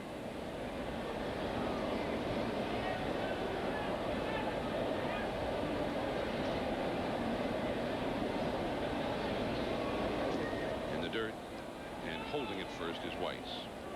When the Dodgers went to San Francisco last Wednesday, I mean, they were on a high. They had just come from a 3-run deficit in the 9th inning on a Tuesday night in St. Louis to win, beating Eckersley 7-6. They had a 2-game lead over the Giants. The Giants swept them. And now here we are just a few days later, and the Dodgers are looking at the real possibility of being 2 games down after only 5 days of being ahead by 2 games. And this would be their second 5-game losing streak in the last 2 weeks. If they lose this game, they will be 3-10 in the last 2 weeks. declared. I mean, the best laid plans. I mean, he really astonished, I think, the Giants and a lot of baseball people with his pickups of Otis Nixon, Eric Young. Still wasn't finished. Picked up Eddie Murray, picked up Darren Lewis. 2-2 now. No swing, says Eric Gregg. I think the Dodgers were in that situation where they were basically a right-handed hitting ball club. He couldn't find the big left-handed thumper to fit in there, so he added the only other element he could to replace that, and that's the speed at the top of the order, and he just added a little more speed. That makes up for the lack of the left-handed bat in their lineup, or a big bat, I gotta say. It really changed things, and that's high. 3-2. But you know, another thing that's changed as time has gone on is the pitching staff. This has been the backbone of this ball club. An outstanding staff from top to bottom. You had the injury to Ramon Martinez. For a long while, it didn't seem to hurt that much. Tom Candiotti did a beautiful job. But now Hideo Nomo's gone into a slump. Martinez is back, but not the same. The bullpen is exhausted.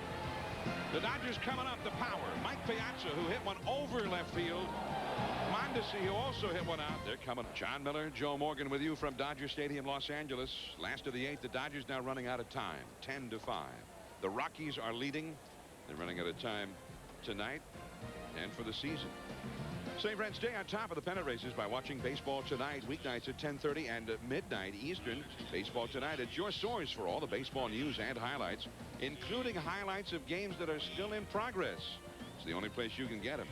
That's Baseball Tonight, weeknights except Wednesdays at 10:30 and midnight Eastern on ESPN. There's Steve Reed, and the ovation is for Mike Piazza, the first man he'll have to face here in the last of the 8th inning.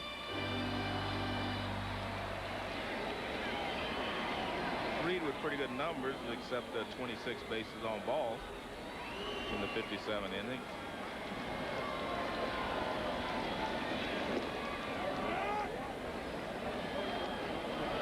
And from the way he throws, you can see he can be difficult on the right-hander. Kind of drops down with a little sidearm motion. Mike Piazza in the 3rd inning, the first man to ever hit one that cleared the left field pavilion. This is the 36th year of baseball here at Dodger Stadium. Willie Stargell in 1969 and again in 79 cleared the right field pavilion. And here's this Dodger Stadium history. What a shot by Piazza. See if he can pick it up. It hits on the top of the roof and bounces over.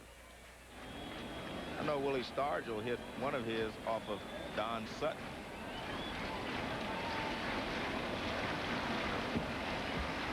To the count to Piazza. He has singled. Had that incredible 2-run homer.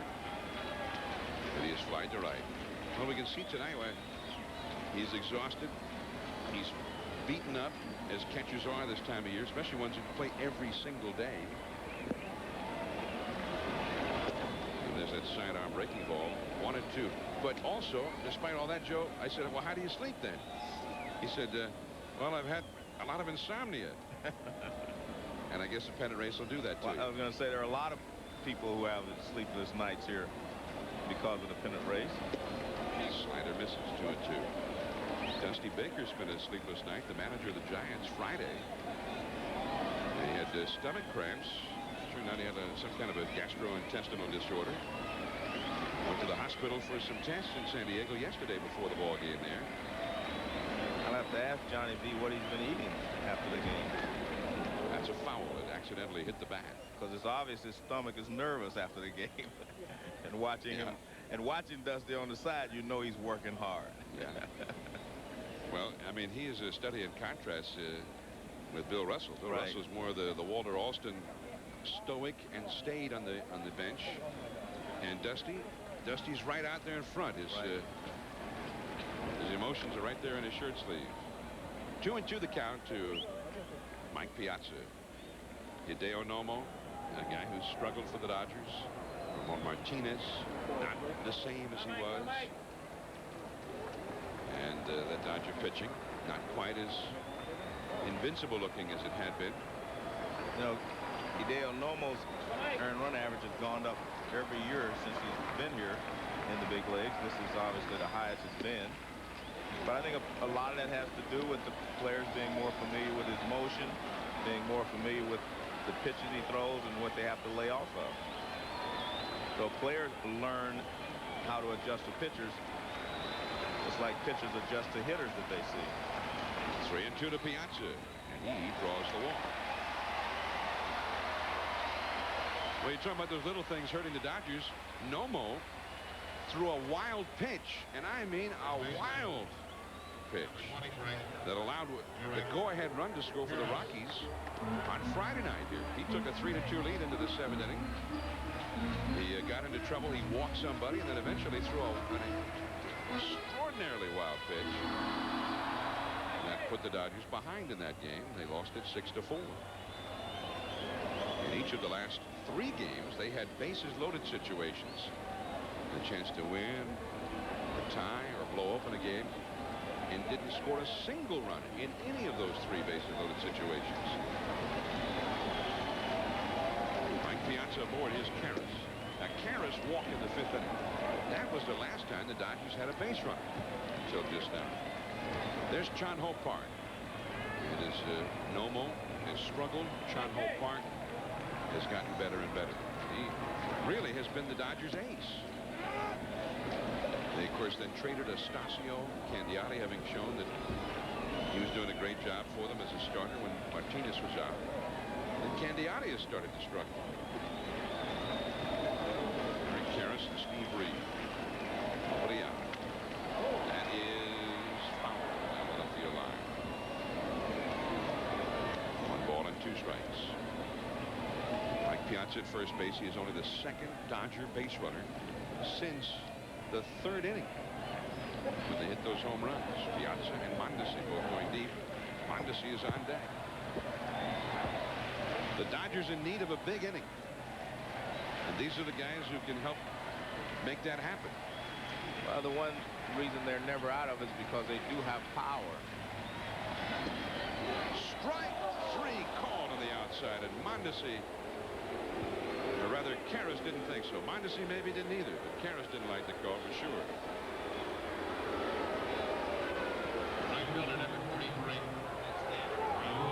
Well, Karras thinks the ball's outside, and you can see where catcher kind of continues to push his glove off the plate, but you can't tell from this angle. Yeah, again, that is a deceiving shot. Right. You'd have to stop that ball a few feet in front of the plate to see where it actually was in relation to the plate when it went over the plate. The catcher is a few feet behind home plate. On that shot, it looks like he's right on top of the plate. Well, Mondesi swings at that same pitch and doesn't get it. On the other hand, Joe, with 2 strikes, that pitch is pretty close.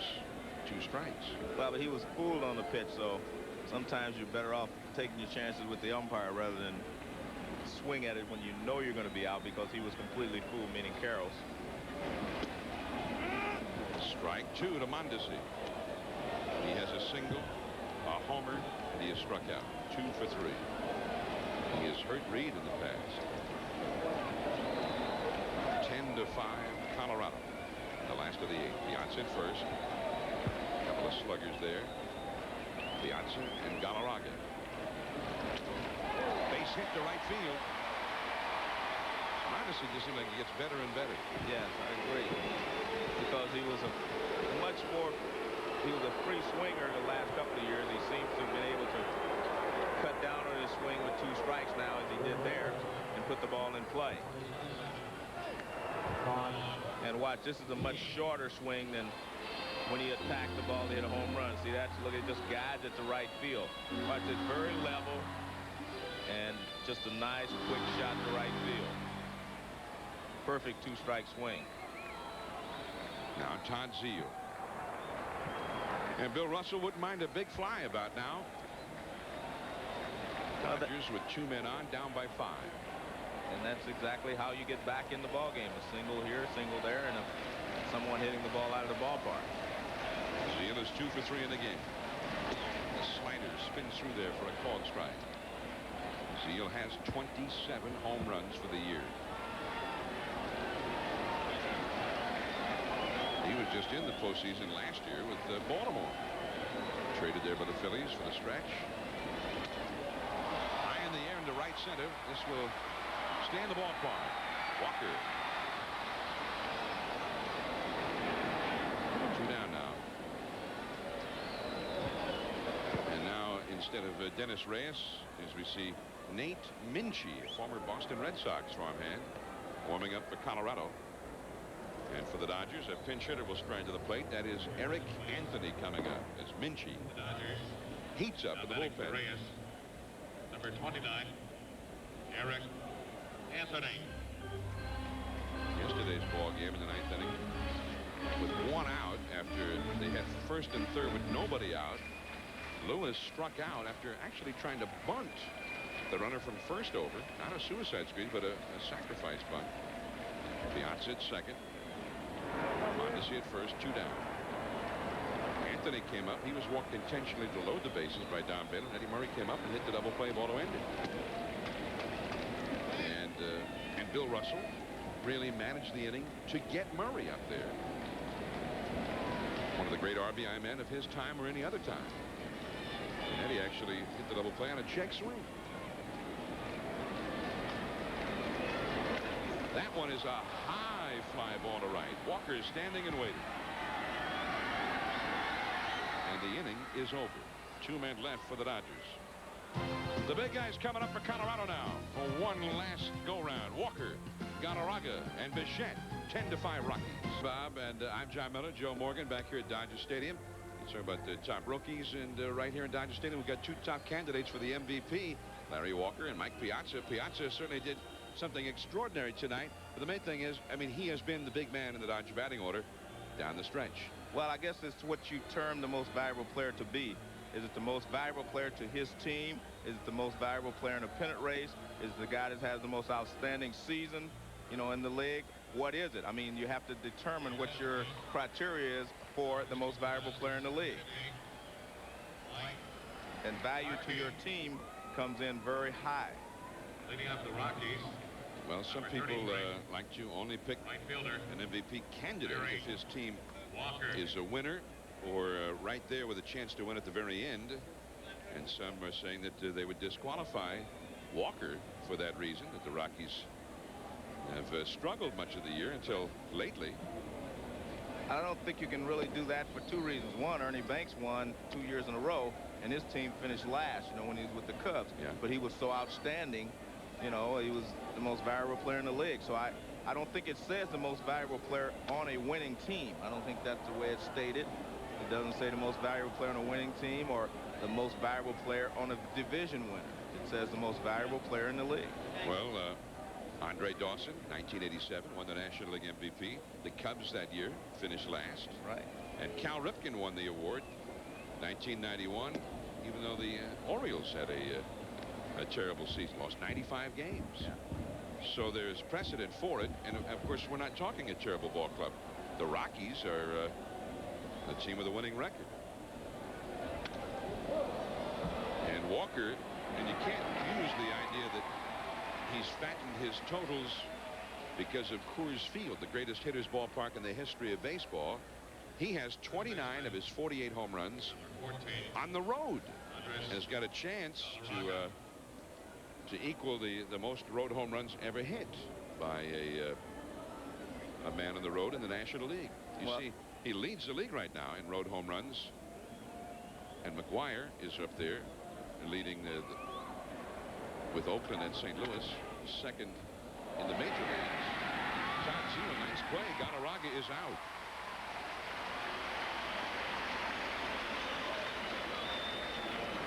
Two down. By the way, Larry Walker, 0 for 4 tonight, is hitting .367 now for the year. And Tony Gwynn went 1 for 4 today against the Giants down in San Diego. He's hitting .369. And if they give Tony Gwynn a vote, he's voting for Walker. You're right. And I mean, look, it's just a matter of opinion. I mean, and either one of these guys, both of them are deserving of the award. Yeah. Well, and in Houston, I'd like to see a tie. They'll talk about Jeff Bagwell. Right. And Craig Biggio. Craig Biggio, yeah. Here's Quentin McCracken pinch hitting for Dante Bichette. maybe we will have a tie. Willie Stargell and Keith Hernandez tied. Yeah. Is that 84? I don't remember. 79, years. maybe 79. Yeah, probably 79. I think Willie was still playing by 84. No, he actually Willie retired in 83. No, 82. Zeal in foul ground. McCracken is retired. It's a 3-up and 3-down inning for Mike Harkey. 10-5 Rockies. Last chance for the Dodgers. We'll be right back. It's the Rockies 10, the Dodgers 5. We go to the last half of the 9th inning from Dodger Stadium, Los Angeles. Tomorrow at 7:30 Eastern, 4:30 Pacific, join Mike Tirico, Sterling Sharp, and Joe Theismann for NFL Prime Monday. Then at 9 Eastern, it's the Pittsburgh Steelers and the Jacksonville Jaguars on ABC's Monday Night Football. The Steelers are 10-1 on Monday Night Football under Coach Bill Cowher. That's the Steelers and Jaguars tomorrow at 9 Eastern on ABC Sports. Ellis Burks now in left field, moving over from center field, and Quentin McCracken, who pinch hit for Bichette, stays in the game to play center field. 10-5 for the Rockies. Bill Russell. Al Michaels will be doing the Monday night game tomorrow for ABC, as always. And we might use Al's line here for Bill Russell. Do you believe in miracles? Well, he needs one right now. They definitely need something. Here's Brett Butler. Butler has not played much. Both shoulders need surgery. He's 40 years of age. And on Fan Appreciation Night, the fans tell Brett Butler that they appreciate his courage both in life and in baseball. And this is a poignant moment for Brett Butler. Well, most of the Dodger fans know that he said he's going to retire after this year. A standing ovation at Dodger Stadium for Brett Butler. That's great. I was hoping that he would tip his hat.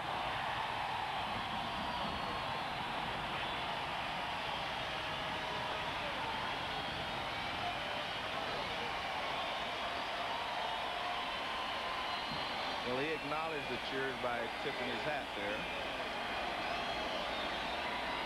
Steve Reed, he throws him a called strike. Butler battling the cancer. I mean, it's almost a miracle that he's in uniform and still playing ball at all. And he has offered an example of courage to a lot of people around the country. The way he battled back. And he was a good player and all that. He's had 2,300 hits, stolen a lot of bases, and he's been kind of the quintessential leadoff man over his career. I mean, he has done a great job of being a leadoff hitter for the Dodgers, the Giants, the Braves, Cleveland Indians. Well, here he is in his final season, coming back from a battle with cancer, needing surgery on both shoulders, all beat up, and he's hitting .285. Back behind the plate, Manwaring, and Butler is retired. And as he heads back to the dugout, the Dodgers fans again salute him, as if to say, Brett, thanks for the memories.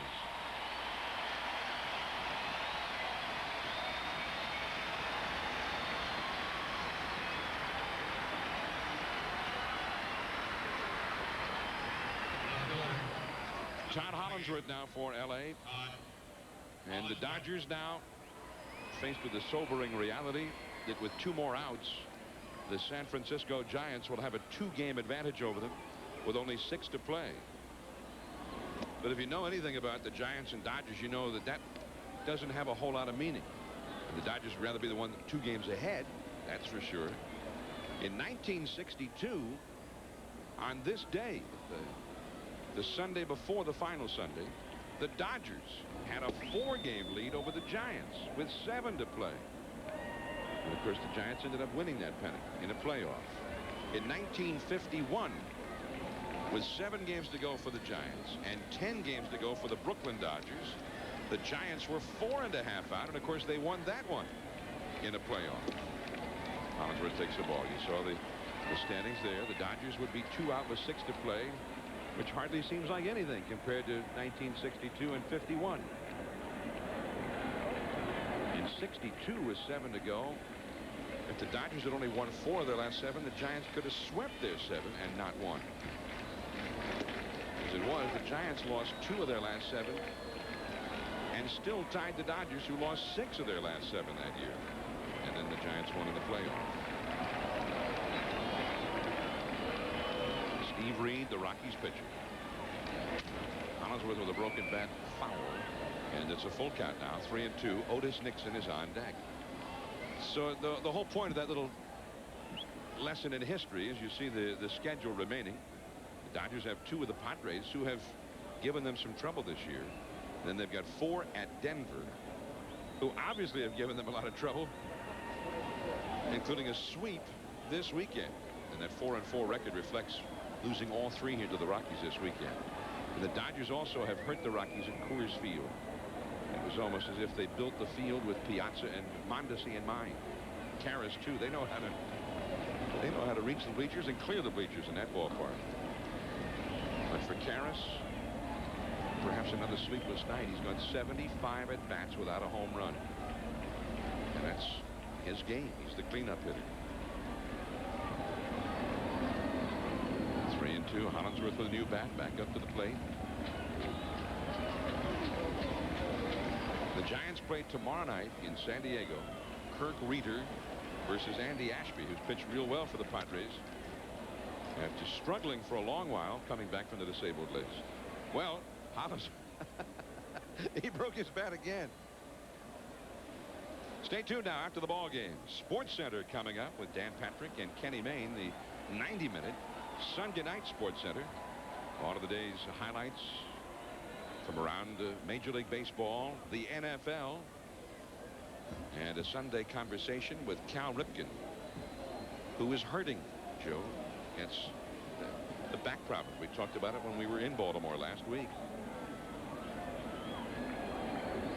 He is feeling the pain, but still in there every day. Cal, I read today, said if he sat out a day, it wouldn't cure his back problems. If he sat out 3 or 4 days, maybe he'd lose his timing at the plate and go into a slump just as they go to the postseason. That's another foul by Hollingsworth, but at least he gets to use the same bat in the next pitch. 1 out, nobody on. Sports Center after the game. Now the Rockies are in the 10th game of a road trip, and if they hold on to this one, they'll have won 7 of the 10, including a sweep in Atlanta and a sweep here at Dodger Stadium. Larry Walker, out number 2. And how about the pitchers they've beaten on this road trip? They've beaten Greg Maddux, Denny Nagel, and John Smoltz in Atlanta. They beat Alex Fernandez in Florida, and they've beaten Nomo and Valdez and now Ramon Martinez here. And Larry Walker, he was faking a fan, Joe. Well, he looked up. He was trying to make a joke. He looked up, so only 2 outs. I have to throw it back in. Well, that was, of course, what happened here. When was that? Three years ago? Pedro Martinez was the pitcher coming back to Dodger Stadium, and Walker forgot how many outs there were as Otis Nixon fouls one off. 0-1. Here's the play. 1 out, runner at first. Piazza hits it. Right field. Larry Walker. And Walker thinks it's the 3rd out. He sees a young fan. Here you go, young man. And Offerman tagged up and took off. Walker's, uh-oh. I need that ball back. And he went over the kid, gave it back to him. And that was, that probably has to rank as the most embarrassing moment for Walker. There you are. You're a fine young man. Wow. Oh, boy. Now Walker says, oh. Here's the pop-up. Castilla. And the game is over. And the San Francisco Giants have a 2-game lead over the Dodgers with 6 to play. And that's the grim reality for Los Angeles. They have been swept in their home ballpark by the red-hot Colorado Rockies, who have now won 19 out of their last 24. 6 games to play for L.A., 2 with the Padres here, and then 4 in Denver. Ramon Martinez just didn't have enough to make it through the 6th. 10-5 the final score. SportsCenter is coming up next. Stay tuned for that. John Miller for Joe Morgan. Thanks for joining us in our 8th season of Sunday Night Baseball.